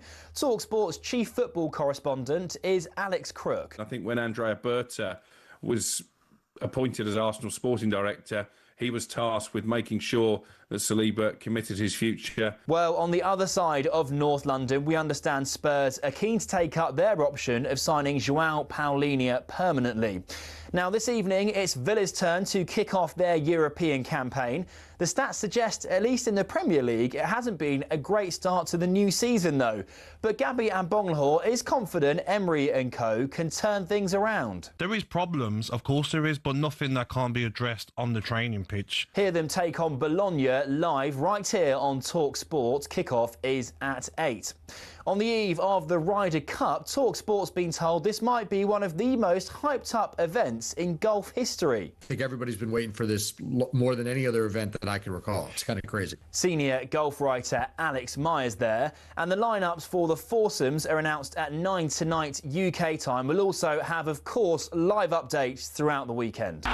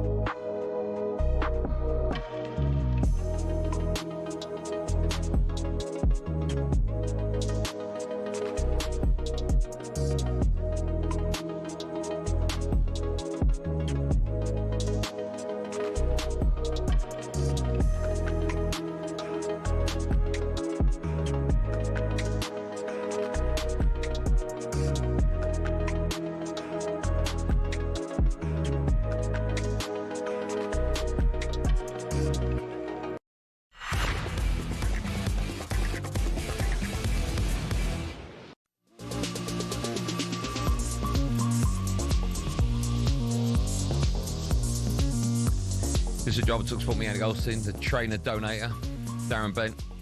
For the break, asked the question, Crystal Palace are currently on a 17-game unbeaten run. Who's the last team to beat them? Newcastle, 5-0. Yeah, it was. When was that? That was in April, I think. It was April the what? 28th. I know I'm close. I haven't got that. Still to come, we'll have some fun with the best of talkSPORT, but now it's time to preview today's European football action, thanks to our friends at Enterprise Rent-A-Car. European football preview on talkSPORT with Enterprise Rent-A-Car. Whatever it is, we're here for it. Aston Villa, they're looking to put their poor start to the season behind them when they face Bologna in the Europa League tonight. It's a game you can hear live on talkSPORT. Commentary comes from Jim Proudfoot and Leanne Sanderson. Ahead of the game, Unai Emery spoke about the importance of improving their performance on the pitch. Now again, we are trying to recover as soon as possible again our performance, and more than the result, I think we are improving. It's not enough because we didn't achieve the victory, but the last match we played away, we draw, and again our challenge to show how we are now. After more days working, after those 3 matches we played away, we are again playing in Villa Park. In Villa Park we played this year 2 matches. How frustrating has the start been to the season for Villa? Not just for Aston Villa this season, but more importantly, looking back at what they achieved last season and then have this start. Yes, it's been disappointing because they haven't got going yet. You'd have to say that. I mean, scored their first goal at the weekend. Albeit a mistake from the goalkeeper, but great strike. Cash. Yeah. Because you want to build on it, but I do feel for teams like Villa, Newcastle, these type of teams that have got huge PSR situations going against them. Yeah. I mean, I know Aston Villa signed 1 or 2 players, some good players, but you let some of your best players go. You let Jacob Ramsey go, who I'm a big fan of. I'm sure Unai did not want to lose him. So 2 players out on loan, Rashford and Asensio. Asensio, yeah. So I just think how are they ever supposed to make one step forward? The only way they build is by being in the Champions League for 4, 5, 6, 7 years in a row. And then you go, okay, the revenue obviously around the world, growing Aston Villa Football Club again. But I do feel for them. But yeah, he'd be disappointed because he's a manager that expects high standards. And since he's got to Aston Villa, this has probably been his most challenging time, he'd probably say. Yeah. Because he's been brilliant ever since he got there. We've talked about how important this competition is for the likes of Forest. Mm-hmm. Where is it on the priority for Aston Villa? Well, I think they've got a great chance of winning the competition. So I definitely think for Unai Emery, he'll be looking at it again, okay, and he's the master of it, the absolute master of the competition. So he understands how to navigate it. He's got a good side there. But my only concern is you look at their record. I know it was after Champions League games, but their record after European games, certainly when they were in the Champions League, wasn't great. No. So that has to be improved as well. What final question on it? It's a tough one. What do you think the board and the manager will be happier with? Winning the Europa League, or because they've won it, they've got Champions League football? I think in terms of the manager winning the board and the manager. What do you think at the end of the season? Right. So for argument's sake, with Spurs, yeah. What do you think? Even though Daniel Levy's gone, the board will be happier with the fact they won the Europa League, or the fact that brought them Champions League football? I mean, winning a trophy for Aston Villa would be huge now because it's been some time since they won it. I think, what was it, the League Cup? The last beat one us, they won. wasn't it? Aston Villa. Yeah, they did beat us. Andy Townsend played in that one. Is that one you're talking about? No, I think it was one after that. But no, I think for them to win a trophy, and yes, of course, being in the Champions League, I think Villa fans would even sacrifice. I don't think Villa fans want to see 17th with no trophy, though. No way. I don't know about that. I think they would. Surviving in the Premier League, so you've got Premier League football next season. And maybe then potentially. I think it's gigantic. Don't underestimate it. I think it's huge for them to win. If they win this Europa League, it's massive. Okay. What will the score be tonight? I'm going to go 2-2. Oh, yeah, a bit of Desmond Douglas. That was a look at tonight's European action with our friends at Enterprise Rent-A-Car. Whatever it is, they're here for it. European football preview on talkSPORT with Enterprise Rent-A-Car. Here for it. Book now at enterprise.co.uk. Right, one last call for you to get your voice notes in for Benty. Get them in on WhatsApp 03717223344. Send us a WhatsApp. You can ask Benty anything you want about football or music or paddle or just maybe you want his views on something. Maybe you got a dating problem. 03717223344. You want his advice. Maybe we've never had a sneaker question. No. Have we? No, I think we have one. Have we? Okay, that's probably for me.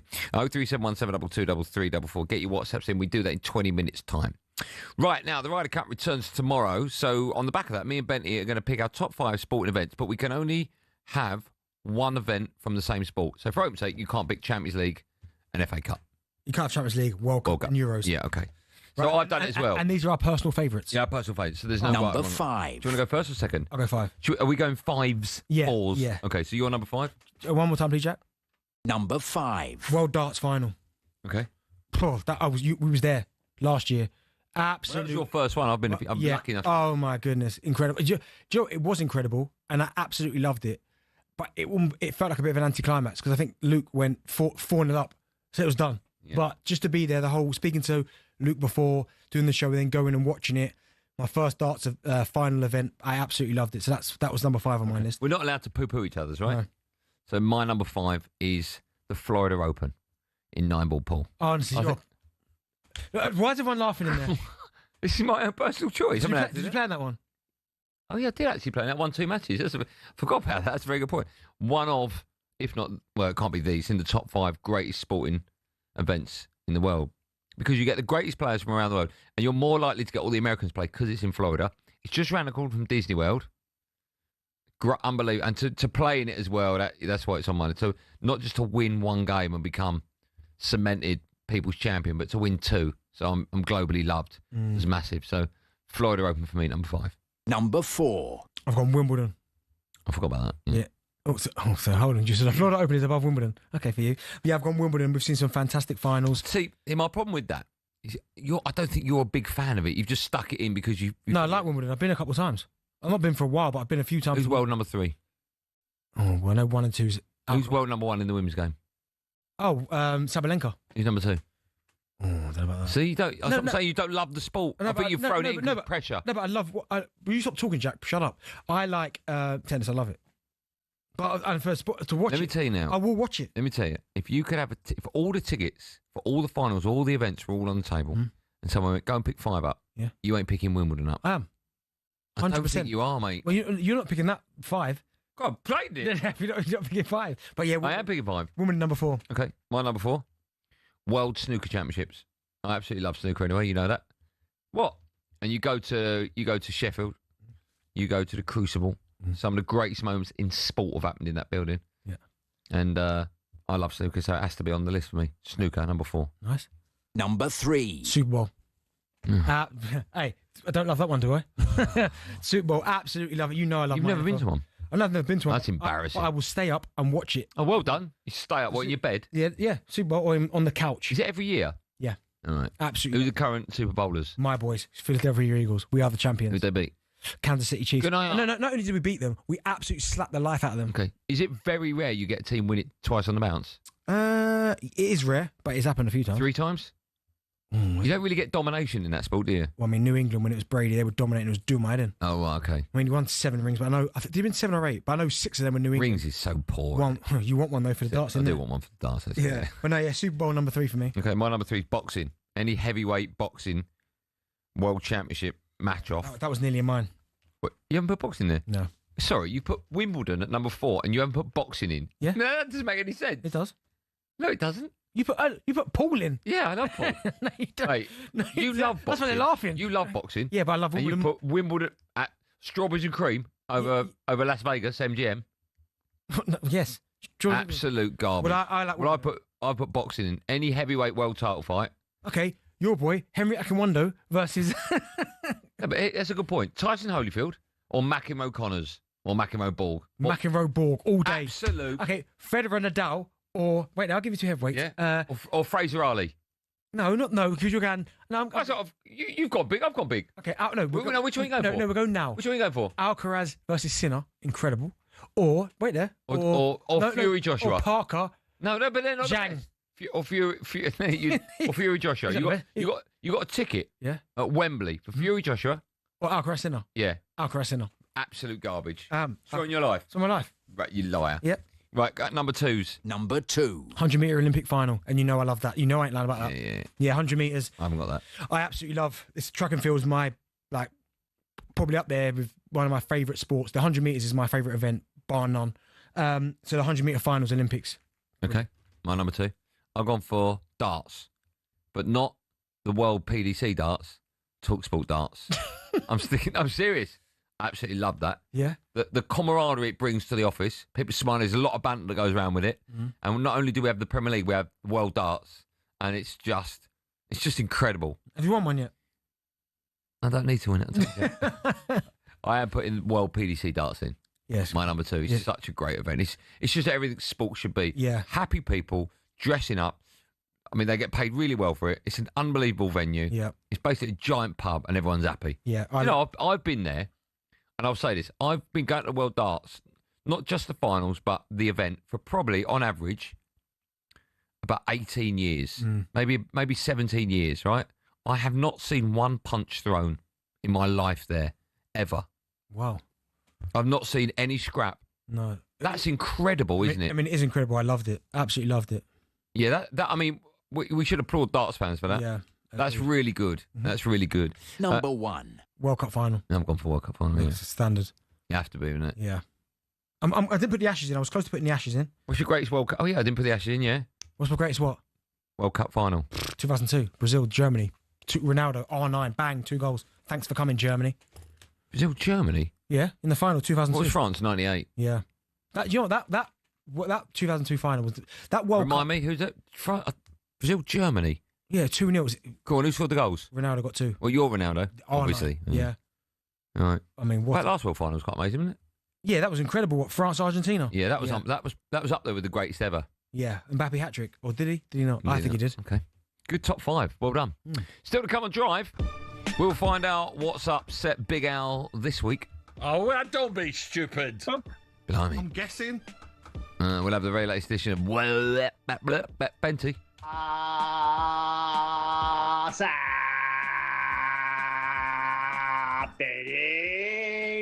And we'll have team news from Villa Park as well. Son, don't you want to play for the Villa, son? All that and loads more coming up in the last part of our show. This is Drive on talkSPORT. When we come back, the best bits of talkSPORT ever.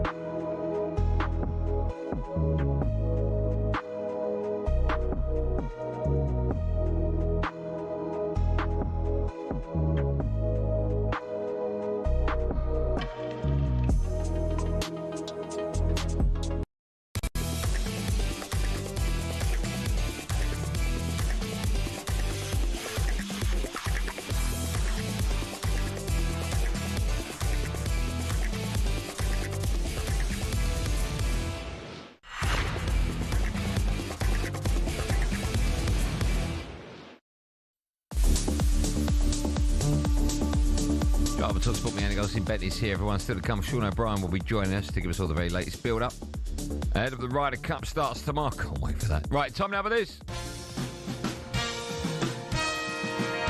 Yeah, time for the best of TalkSport and friends. This is where we run you through some of the recent highlight moments from across TalkSport and, of course, our sister stations. Actually, it's never our sister stations. We need to change that line. Right, let's kick things off with this morning's breakfast show, where golfing superstar Andrew Beef Johnson gave the former Watford loanee Gabby Abono a test on his golfing knowledge. Here's Gabby's answer to the question, how many clubs does a player have in their bag?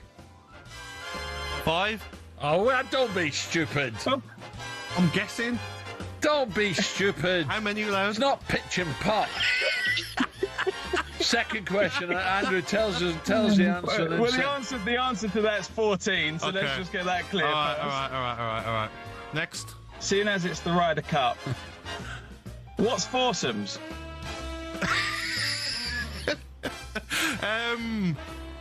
Well, they're really important, aren't they? Do you can you name all the clubs? 14. I can name a few. Go on, how many can you name? Right, putter, driver, pitching wedge. Wedge. 5 iron, 4 iron. That's me. Done that. Okay, you got 6 iron, 7 iron, 8 iron, 9 iron. Oh, I didn't know it went all the way down there. What's the last thing? What's the last thing you put in a hole? I mean, Jack, I don't know what you're doing with that. Jackie's like 11. Look at him laughing. Look through the glass. He's like 11. Look. What's the last thing you put in a hole? I mean, was it Jack's face after? Yeah. Do you like watching? Honestly, what, Jack? Jack, what's the matter with you? Big Hour returns. No, serious question. No. Tell the listeners what the question is. Do you like watching foursomes? What? I mean, the joke's already been done. That's the problem, Jack. That's you, Jack. You've heard the joke and you keep pushing it and pushing it. You don't need to. The joke's been made, Jack. All right. Big Hour returns at 6 tomorrow. Jack won't be back tomorrow. He'll have Ray Party-Parler alongside him. Over to last night's Carabao Cup, where Arsenal knocked out, they smashed Port Vale to reach the round of 16. Done. Here's your commentary team of Stuart Pearce, Sam Matterface discussing building a statue for Adrian Durham. I'm just wondering what it'd morph into, to be fair, if the statue wasn't spot on, you know? It will, dear. Exactly. We don't want him stamping his feet or anything like that. Isn't there already one of him at London Road, no? Well, there should be. To be fair, there was a problem with the price of steel going up, and he's got some girth, hasn't he? Is what I'm trying to say. I think we should probably move on from that conversation, to be honest. Jeez.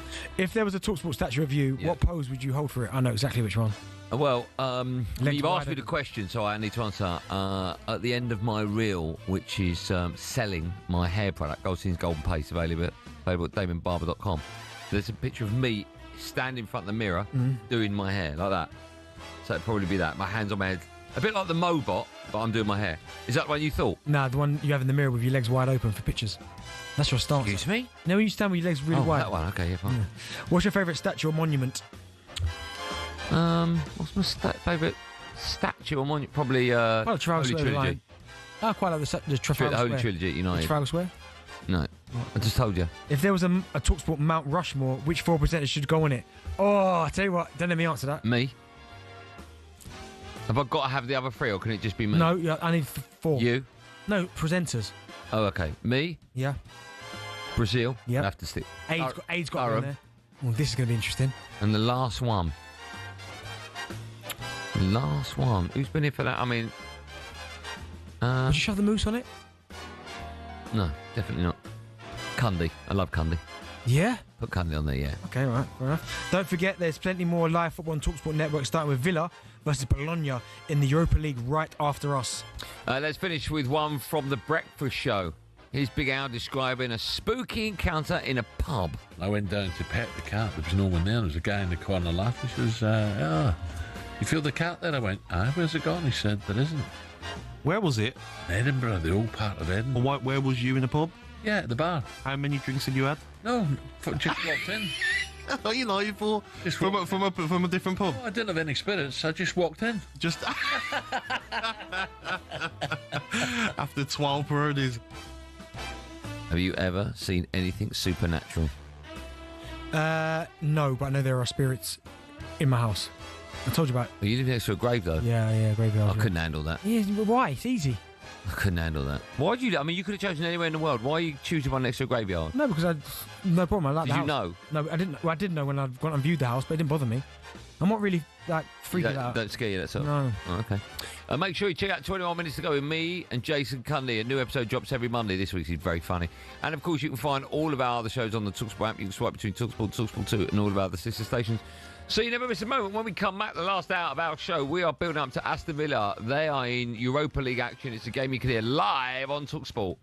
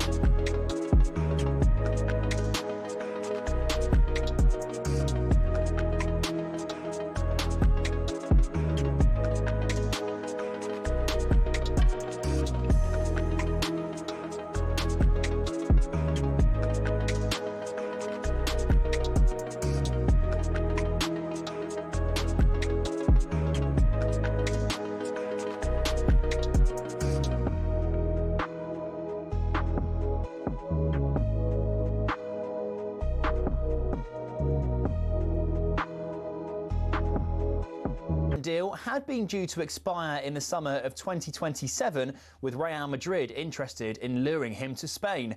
talkSPORT's chief football correspondent is Alex Crook. I think when Andrea Berta was appointed as Arsenal sporting director, he was tasked with making sure that Saliba committed his future. Well, on the other side of North London, we understand Spurs are keen to take up their option of signing João Paulinho permanently.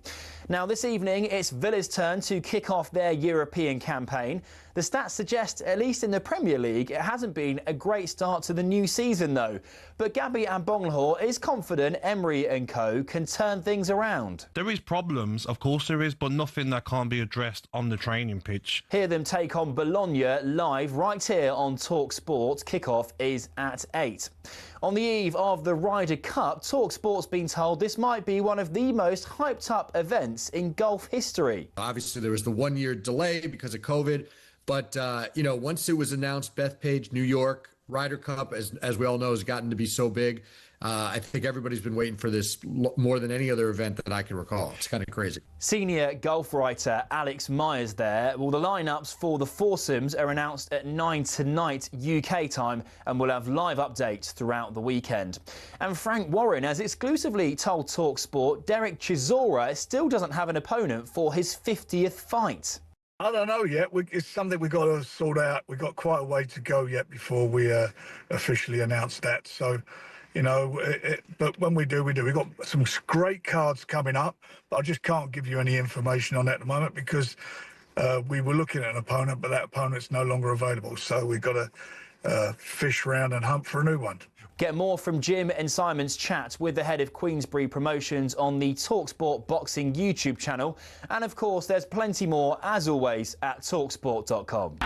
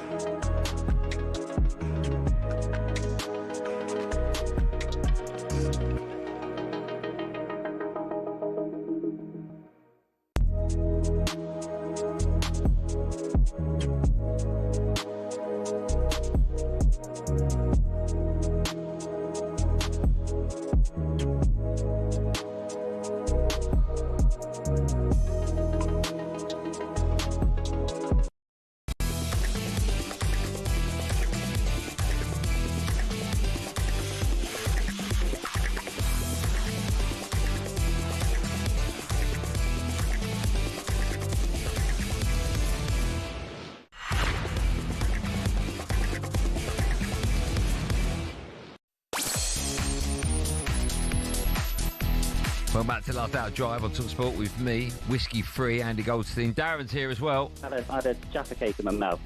I bet you did. Still to come, we'll be hearing your voice notes in well, Betsy. But now, Aston Villa looking to finally get their season going tonight. And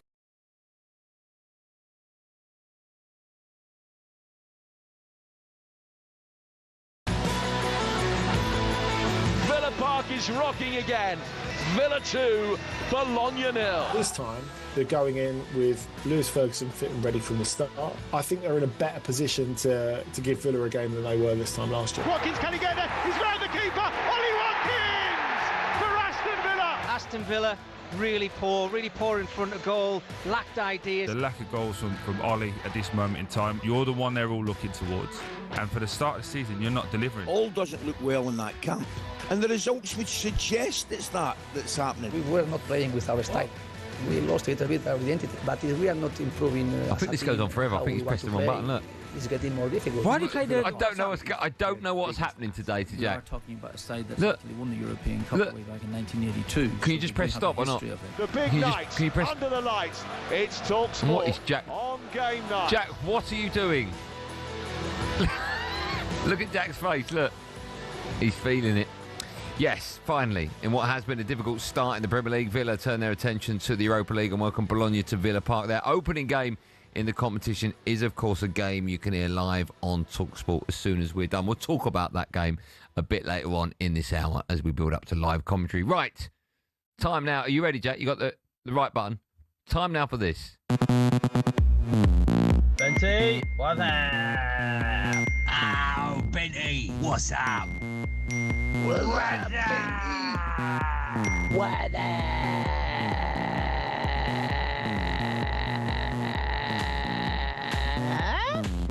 Benty? Yes, this is What's Happening Benty, where we give you the dance floor to ask former Burton Albion striker Darren Bent anything you want. It's very simple. You send in a WhatsApp message. It must start with What's Happening Benty. You can ask him anything you want, and then Benty will answer it, hopefully. Let's start with number one. What's happening? Yeah, Wayne here, Cuffley. Darren, multiple choice question. Right, there's £50 million up for grabs. If you can complete one of these two tasks, you have 12 months to train for the task. Which one would you choose? 1, swim the English Channel. 2, row single-handedly across the Atlantic. I'm rowing. And I mean, it was a very long question. Yeah, I'm rowing because I just think swimming. Swimming, I can't go. Even though I was obviously champion when I was younger. Yeah, you are. Yeah. If I was to drown, no. At least if I finish the sentence. If I was to drown, then finished. Good night. Yeah. But at least if I can't do the rowing, I'm still in the boat, so I'm all right. Yeah, but the Atlantic's quite tough. Yeah, but just take my time. I don't mean tough as in difficulty. I mean tough as in the waves are tough. You might capsize. Yeah, I mean, get my earphones in, get music. Just row, let's go. You do it. You'll enjoy it, won't you? Yeah, man. Hey, alone time, lovely. No phone. Oh no, no people driving. You take your phone with you? That's signal. Yeah, I think you have a signal anywhere in the world. Yeah. Is it not anywhere in the world. You can't get in a tunnel. You can. No, you can't. What tunnel? On the trains? Yeah, you can't. Some you can. A lot you can't, though. I do find that nuts, you know. It is nuts. In the world we're living in, you can go into a tunnel and you got no signal. No signal. Isn't that bizarre? Mm-hmm. But no, great question. I enjoyed that. Was it a great question? Yeah. Okay. On to the second. Fingers crossed, great question. Was Benty, Villa's best number 39. If you had to wear only one pair of trainers for the rest of your life, past or present, what pair of trainers would you pick? That's an unbelievable question. If I could pick one pair of... Now, here's my question. Are you picking style over comfort? Well, this is the thing I was going to say. Because if you talk about a genre of trainer, so Air Max 1 is my favourite shoe. So that it would either be Air Max 1, Nike, or it'd be Reebok Classic. Yeah, loads of different... Reebok Classic. I haven't known you however many years. Yeah. Never seen that you was what... Why are you not wearing a Reebok? No, because I could wear Reebok. I wore a Reebok for you. But that was like... I am stunned. Yeah, so Nike TNs and Huarache got me into the kind of sneaker obsession, but Reebok Classics played a big part of me growing up. Huge part. I've never seen you in a Reebok ever. Yeah, Reebok Classics. You got them at home, obviously. I got a few Reeboks. Why would you wear them? To Alien Stompers. I don't know what that means. That's from Alien, the film. All right. I've got the what's your best Air Max? Oh, I've got a Albert Heijn. They're really, really rare. I've got a... How much is a pair of them? If I bought... No, not yours. If I bought them tomorrow. A lot. Go on, 10? You wouldn't be able to find a pair. Well, you've got a pair, so I'd easily find it. No, but you wouldn't. Trust me. Have a look and try and find it. Roughly how much are those? So people are aware. What, if you had to buy a pair now? Yeah. 10 large, maybe, a bit more. Okay, fine. Or a Pata Cherrywood. Oh, yeah. Now, I've sent you a picture of them without knowing how much they were. Yeah. They're about 8. And I've got a pair in my glass cabinet, as you've seen. Yeah. Have you ever worn them? No. Never touched pavement. Would you? No. Yeah, you know what? Sometimes I think I look up and go, once wear them. Yeah, what am I waiting for? Yeah. So I might wear them one day, and if I do that, then good night. Yeah, you should wear them. Good question. Great question. On to question 3. What's happening, Benty? Who's your top 5 favourite NFL players right now who are not playing for the Eagles? P.S. Why does Andy hate NFL so much?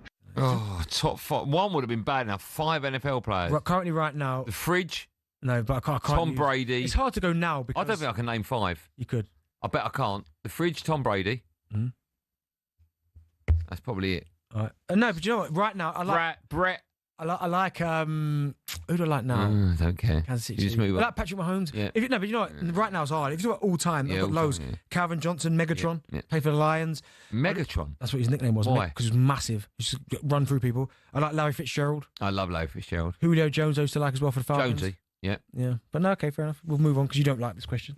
Next I didn't realise there's what's up and... Next one, please. What's up? Gary in the West Midlands, Wolves fan, as you can probably tell by the accent. What's the hardest thing to do? Score a penalty in the World Cup final or hold the winning putt in the Ryder Cup? I mean, because I've never done both, either. I mean, how far's the putt? Do you know what I think's harder? I think the World... What did he say the golf one was? World Cup final winning putt in the Masters.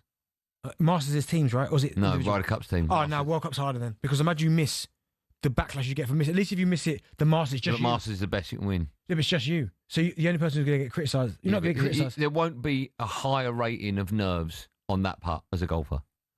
Okay, I get that. But my point is, can you imagine if you miss a World Cup penalty? The nation's on your back. Yeah, that's probably... Well, it's an easy answer. The World Cup's the biggest sporting event, and so it must be that. Yeah. Imagine missing and having to come back to this country. That'd be horrific, wouldn't it? Oh, well, Beck's when he got sent off. Remember that? Yeah. And we look at Southgate and Pearce and Waddle. Exactly. Yeah. So no. Next one, please. What's up, Benty? What is the best football boot of all time, in your opinion? For me, it's got to be 2002 Preds with the white and red moulded blades. Classic. Do you know what, they are classic, but they got banned. Well, I think maybe they got banned the ones just before because of the blade element to it, and it was making serious injuries. Great question. Yeah, my favourite boots of all time would either be Umbro Speciale, which I loved. Puma King? No, I didn't like them. I tried them, hated them. Nike Tempo? Nike Tempo's another one.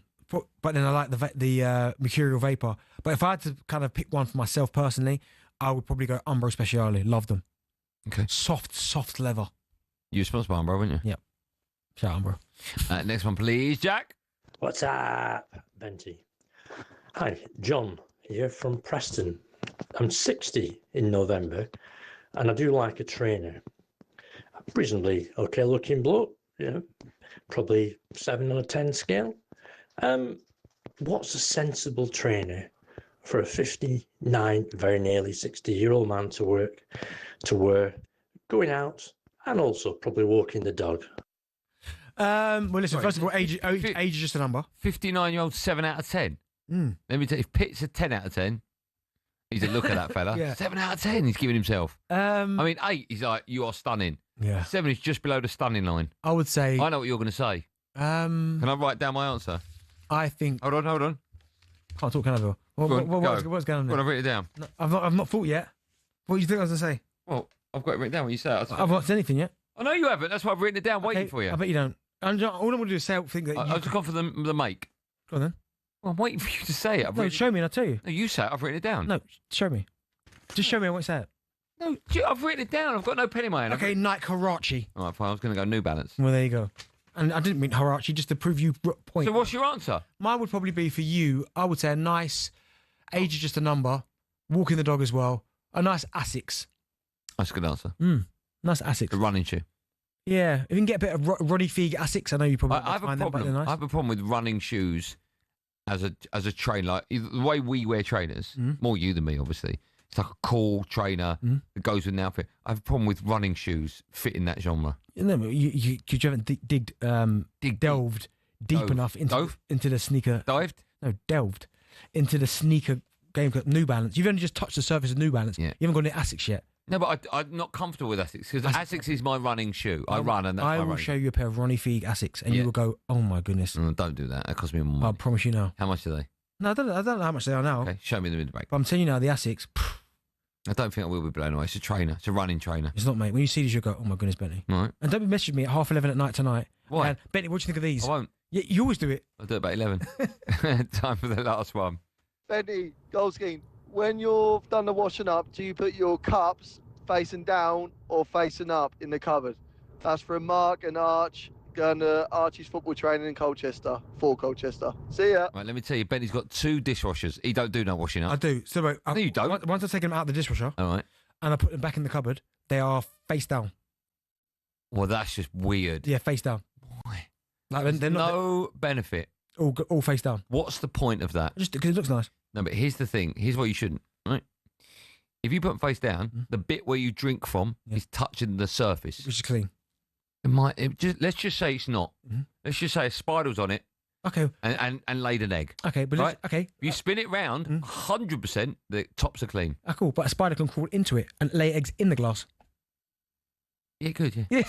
But you would see it when you pick it up. Not the eggs. You won't. When it's in your throat. Yeah, no, you would see it. No, because at least if mine's down, nothing can get in there. I bet a spider can get inside an upturned mug. No, it can't. Of course it can. How can it get under that? It do anything, spider. Okay, to prove a point, to exaggerate, but not even exaggerate a point, Yeah. right?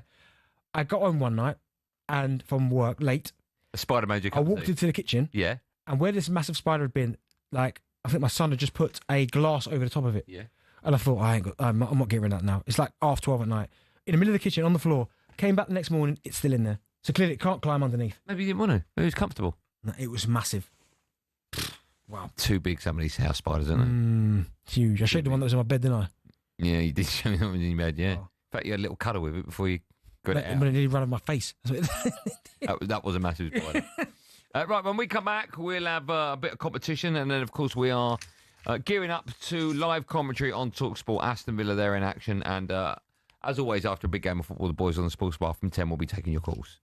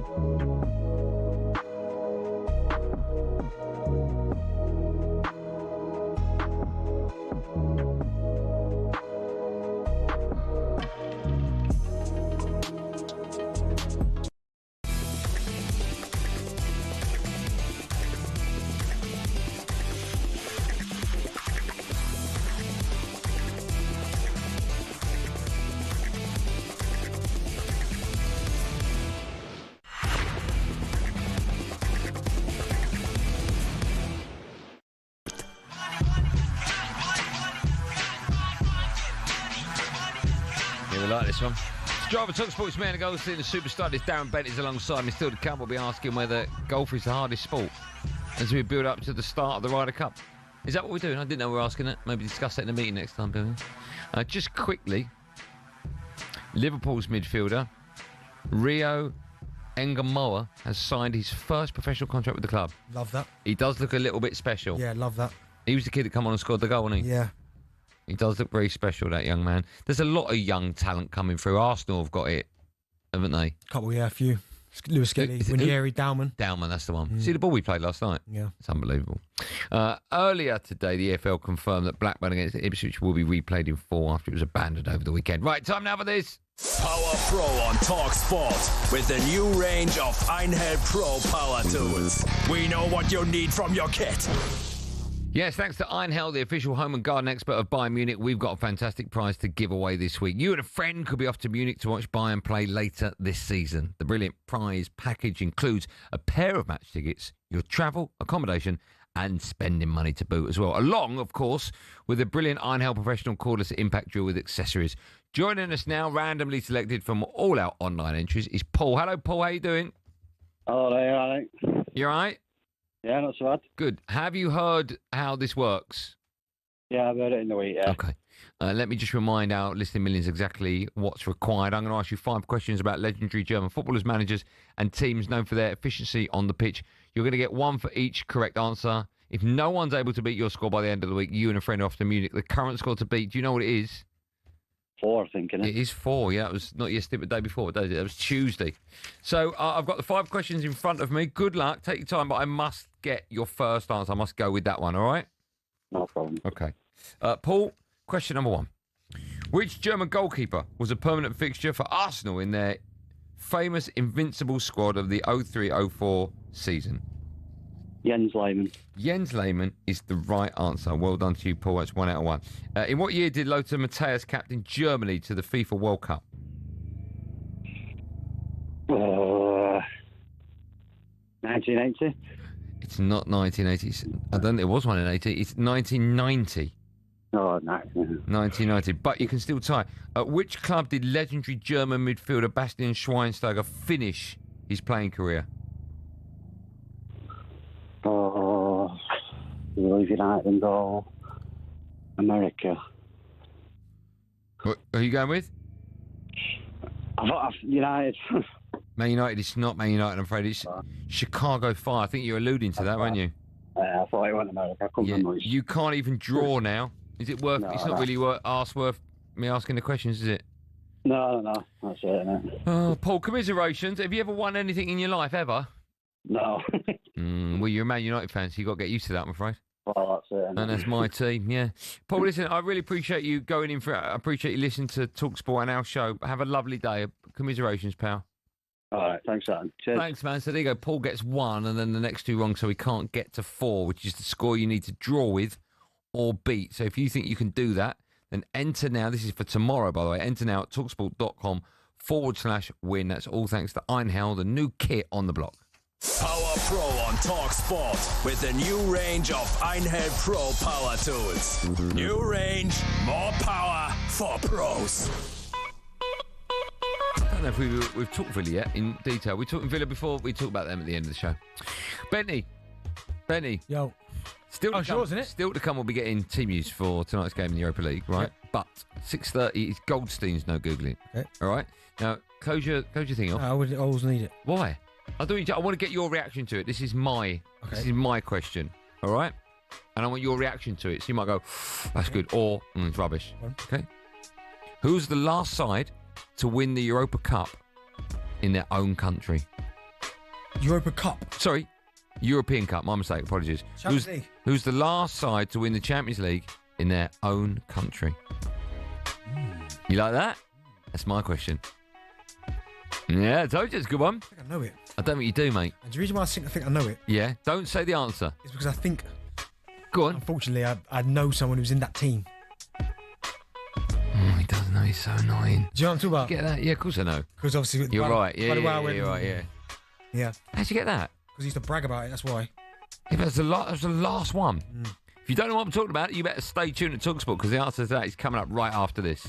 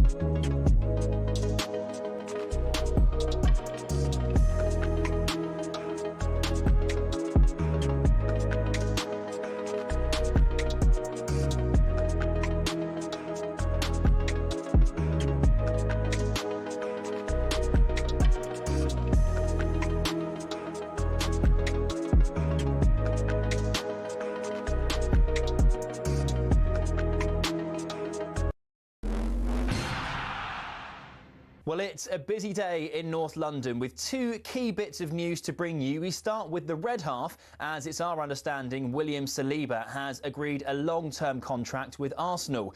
His current deal had been due to expire in the summer of 2027, with Real Madrid interested in luring him to Spain. talkSPORT's chief football correspondent is Alex Crook. I think when Andrea Berta was appointed as Arsenal sporting director, he was tasked with making sure that Saliba committed his future. Well, on the other side of North London, we understand Spurs are keen to take up their option of signing João Paulinho permanently. Now, this evening, it's Villa's turn to kick off their European campaign. The stats suggest, at least in the Premier League, it hasn't been a great start to the new season, though. But Gabby Agbonlahor is confident Emery and co can turn things around. There is problems, of course there is, but nothing that can't be addressed on the training pitch. Hear them take on Bologna live right here on talkSPORT. Kick-off is at 8. On the eve of the Ryder Cup, talkSPORT's been told this might be one of the most hyped-up events in golf history. I think everybody's been waiting for this more than any other event that I can recall. It's kind of crazy. Senior golf writer Alex Myers there, and the lineups for the foursomes are announced at 9 tonight UK time. We'll also have, of course, live updates throughout the weekend.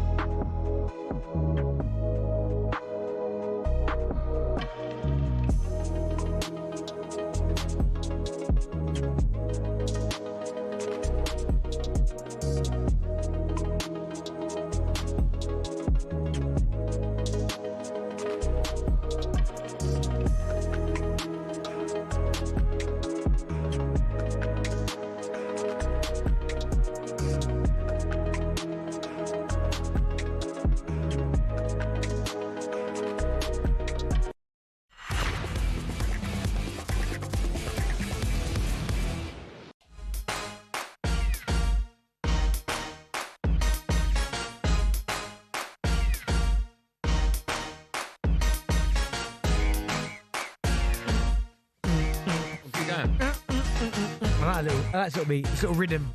Before the break, I asked Goldstein's no Googling, that's me, the lead singer of the Goldsteins. Who's the last side to win the European Cup in their home country? It's my one. You got it. Dortmund. What year? 97. Yeah, Munich, Germany. Yeah. Last one. It's not even this century. That's incredible. Yeah, let's move on from it, though. You don't want to talk about it, do you? Follow us at 7 Natalie Toy House from Villa Park, ahead of Aston Villa against Bologna in the Europa League. A reminder, of course, the boys on the sports bar will be taking calls from 10. Right. Time now to focus on the Ryder Cup. The talkSPORT team have been out in the US chatting to the fans ahead of it all getting underway tomorrow, and they set them this question. I think it's the hardest sport to play well. You can give a kid a football and say kick it, and they will. You can give them a snooker cue and say, why don't you go and hit that ball, and they will. If you give a kid a golf club and a ball, they'll miss it for the first 10 times. So it's the hardest sport, I think, to actually do reasonably well. I think golf is really a difficult sport. I think it's highly underrated, but I think there's a lot of endurance and stamina needed to do golf and a lot of thought that goes into golf. So I would say it's a pretty tough sport, but none of them are easy. It is for me, having played for 20 years and still can't get below an 8 handicap. But darts, snooker, don't know. I'll put it up there as one of the hardest ones. You know, it's a mental game, you know? It's man versus self.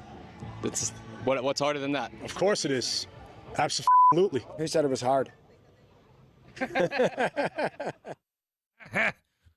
I'll tell you why it's the hardest sport in the world. I'll tell you why. And no one said this.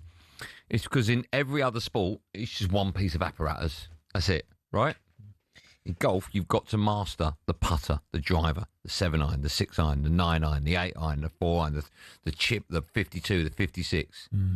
There's no other sport where you need to master so many different pieces of equipment. And not only that, but also in golf, when you've worked out the trajectory of your shot and how to hit it, there's so many other things that can come into play. It could be up in the air, it could be the most perfect shot. Gust of wind moves the ball. Or it could come down, hit a tiny divot that no one even knew was there, bounces to the left. There's a million different things. Well, you think it's the hardest sport? And I know it's the hardest sport in the world. No, but... No, it is. There's no other sport that comes close to how difficult golf is because of all those factors. Yeah, but I kind of disagree. Go on, because, name a more difficult sport. Because you're saying there about, and this is where I agree with you, in terms of you've got to master so many different apparatus. Yeah. But you're in charge of all those apparatus. I think when you're going up, say like cricket or baseball, yeah, where you don't know what's coming next. Okay. So, do you know what I mean? Point. So you're in control of holding the bat. But if I there's a fast ball, slow ball, do you know what I mean? It's yeah, but your job is to hit the ball. Yeah, so is yours. Golf. Yeah, but I've got to hit it with loads of different clubs. But you're hitting the ball. Let's go cricket. Yeah. If you had 14 different bats, I'd agree with you. Yeah. It's the same bat. Yeah, but you've got different balls coming at you. Excuse me? No, listen, every time you hit the ball, you're in control of hitting that ball. But you just got to hit the same ball with the same bat. Okay, my point is, the elements when you hit a golf shot are, unless you go in the rough, of course, but it's still just you up against yourself. Cricket, you don't know where I'm going to bowl the ball. I know, but it's still one ball. Yeah, but you're not in charge. If I'm bowling to you, you're not in charge of where I bowl it. So you can't control that. I know, okay. So that's, if we were doing a scoreboard, you go, okay, +1 cricket. Yeah. But then all the other things I've said about golf, +1, +2, +3. Yeah. Well, I think don't get me wrong, I think golf's incredibly difficult, but you are in charge of every shot. No one. But you're not. Well, no one else can interfere with your shot. No, well, the weather can. The elements can, but like I can't. In cricket, the elements can. Right? I know there's a little bit around there, then they take it off. The elements can't. But wind. Yeah, I mean, a little bit of dew on the stumps, on the wicket. What? A little bit of dew. You're such an idiot. But yeah, golf is. What do you think is the hardest sport in the world? It's hard. What do you think it is? Probably gymnastics. What's funny? Are you winding me up?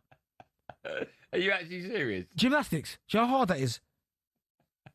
That's unbelievable. I don't think if I was a scriptwriter, I'd come up with that answer. That's such an unbelievable. That's up there with Bruce Lee on Mount Rushmore. Right. Gymnastics is hard, isn't it? Think about that. Not really. Just train for it. You just train at golf. I know, but there's other elements in golf. This one, you just chasing a little ribbon or chucking a ball up and catching it. Yeah, you got bars and that. Let's get more on that and everything else we need to know from the world of golf because it all begins tomorrow. Let's speak to talkSPORT's golf reporter. Sean O'Brien joins us. Shawnee. Hello, guys. How are we doing? We're good. We're very well. Just set the scene. Where are you?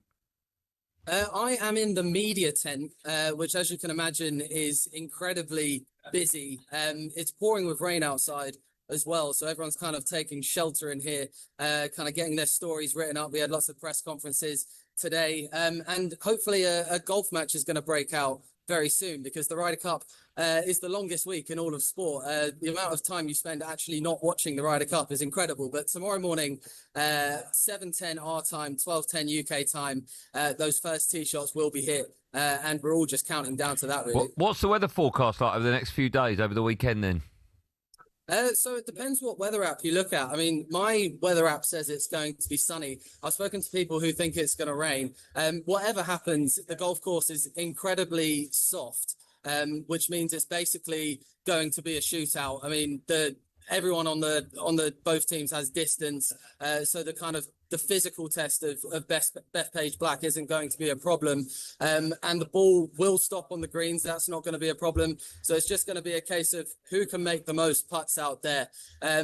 Obviously, you look at people like Bryson DeChambeau and Rory McIlroy who can hit it an absolute mile. Everyone's kind of hoping that they might get drawn against each other tomorrow. What a story that would be, because there is a little rivalry brewing there, and they are seen as the two kind of talisman here in New York. So yeah, the conditions are a little bit wet, but that shouldn't be a problem. Sean, you've been there a few days now. Have you noticed the kind of rivalry now and the intensity in obviously where you are in that venue starting to ramp up? Yeah, 100%. I mean, the fans are already making it very clear what kind of atmosphere they're going to create here.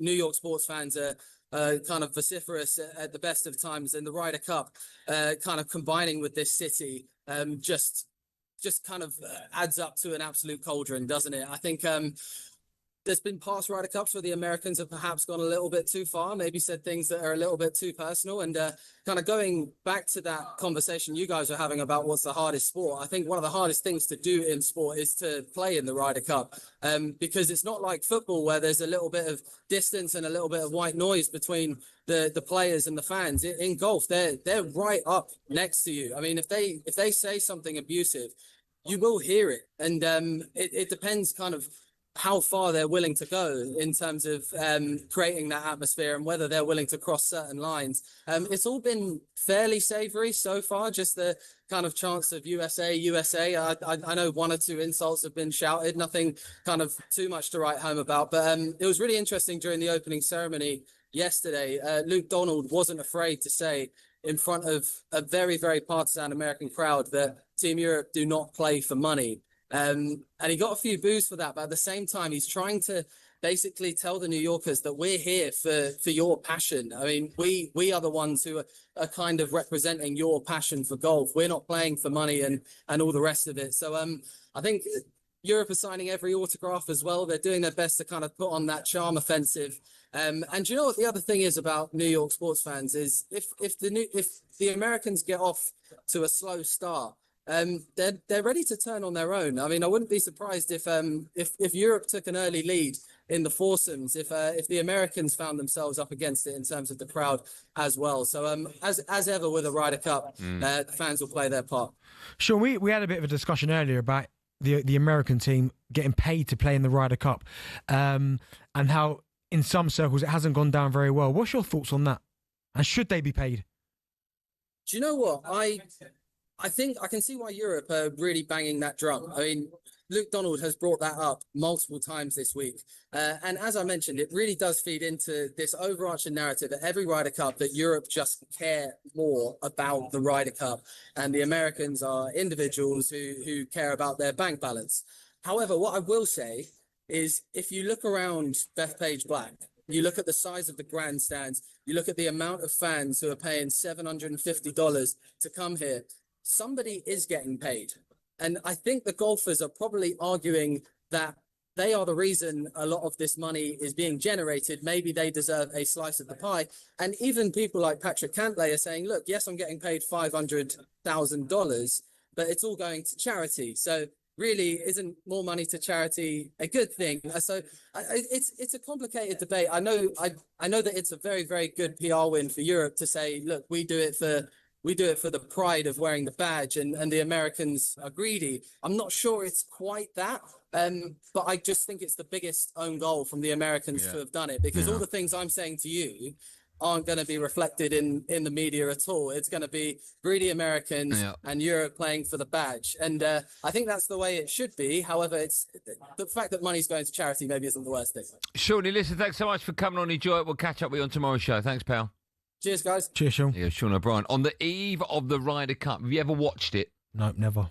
Why is that? Tell me why. It's just not my cup of tea. I understand it, respect it. If I text you and said it's going down to the wire, the next 20 minutes will decide it. Unbelievable sporting moment. Would you watch it? Probably not. Would you not? No, probably not. But you like the Olympics, right? And there's lots of sports in that. Yeah. You don't necessarily love. Anything to do with track and field, 10,000, 5,000. Gymnastics, would you watch that final of that? When it's the Olympics, I watch everything. See, that's what Swimming. I'm saying. That's what I'm saying. If it became an Olympic sport, golf, would you? Is it? Hold on, is it Olympic sport, golf? Is it? Is golf? I think golf is an Olympic sport. I wouldn't. I just don't like golf. Right. Sorry. What is it you don't like about it? Maybe it's a bit slow for me. Yeah, maybe it is that. I didn't like it up until I fell in love with it. Now you're incredible. You love it, then you're obsessed with it. Yeah, we were having a conversation about night before. I'm playing paddle, you're playing golf. I can't sleep. Yeah. I'm playing tomorrow morning, right? What time? Teeing off about 7:15. Oh, no, see, I'm playing 10:30. I will not be able to sleep properly. Actually, I probably will because I'm on it tonight. But normally when I know I'm playing, I mean, all week I'll be looking forward to tomorrow. Yeah. So you only play once a week, didn't you? See, I'm there every day, man, paddle. Yeah, but it's like my game's like 4 hours, 4.5 hours. Lovely, lovely, lovely venue. Where is it? Padium. We need to get in, you and me, once a week, don't we? Yeah, but I'm there ready to go. Okay, well, we do it. You're doing podcasts and air stuff and hair golf. Hair stuff? Your golden paste. Oh, Goldstein's golden paste, available at danbarber.com, that one. Yeah, but the one you're going to proceed and give to charity, the money that you make from it, like that. No, if I make over 20 grand, yeah. You know, even if you make 1,000, and I'll do it you're the going to day 500. you give away your Jordan 1 fragments. Yeah. I didn't say I was donating them. That's a fact. More from me and Benny when we come out, including team news and, of course, Billy in the studio for the end of the show quiz.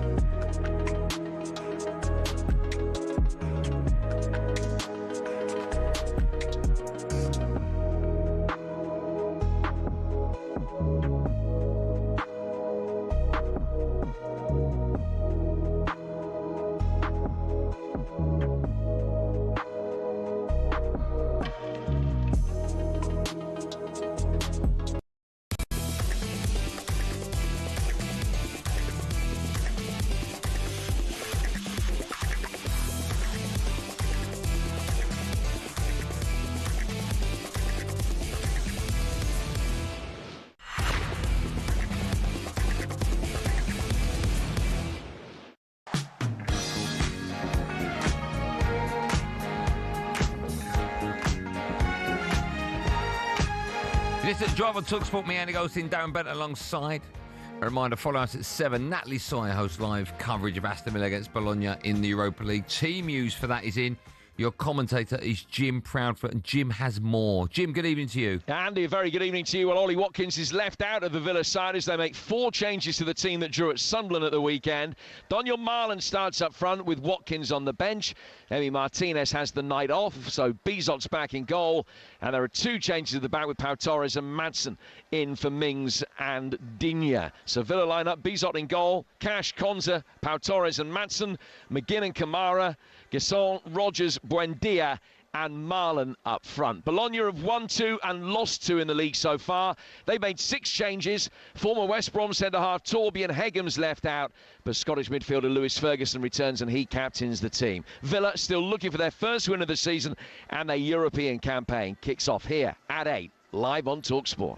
Thanks, Jim. As always, perfection. Rangers, they're also in Europa League action. They're at home to Genk. David Tanner has all the team news. Hi, Dave.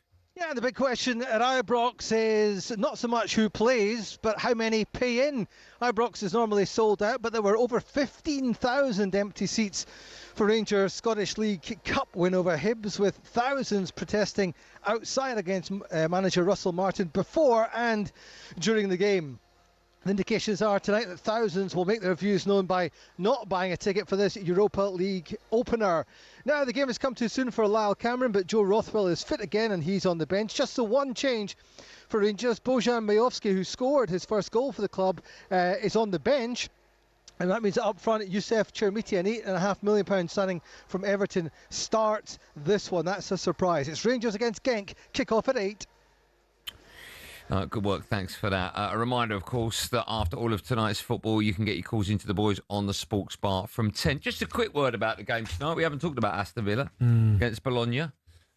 We talked ever so briefly before about just how big a game it is, not just for Villa tonight, but for their season, because it's not been the best start for Aston Villa. No. When you're playing in another competition, do you forget about your form in the league? Does that come into it or not? You're just trying to get a bit of confidence, aren't you? A fair bit. He's made changes as well. I mean, the Watkins one is surprising.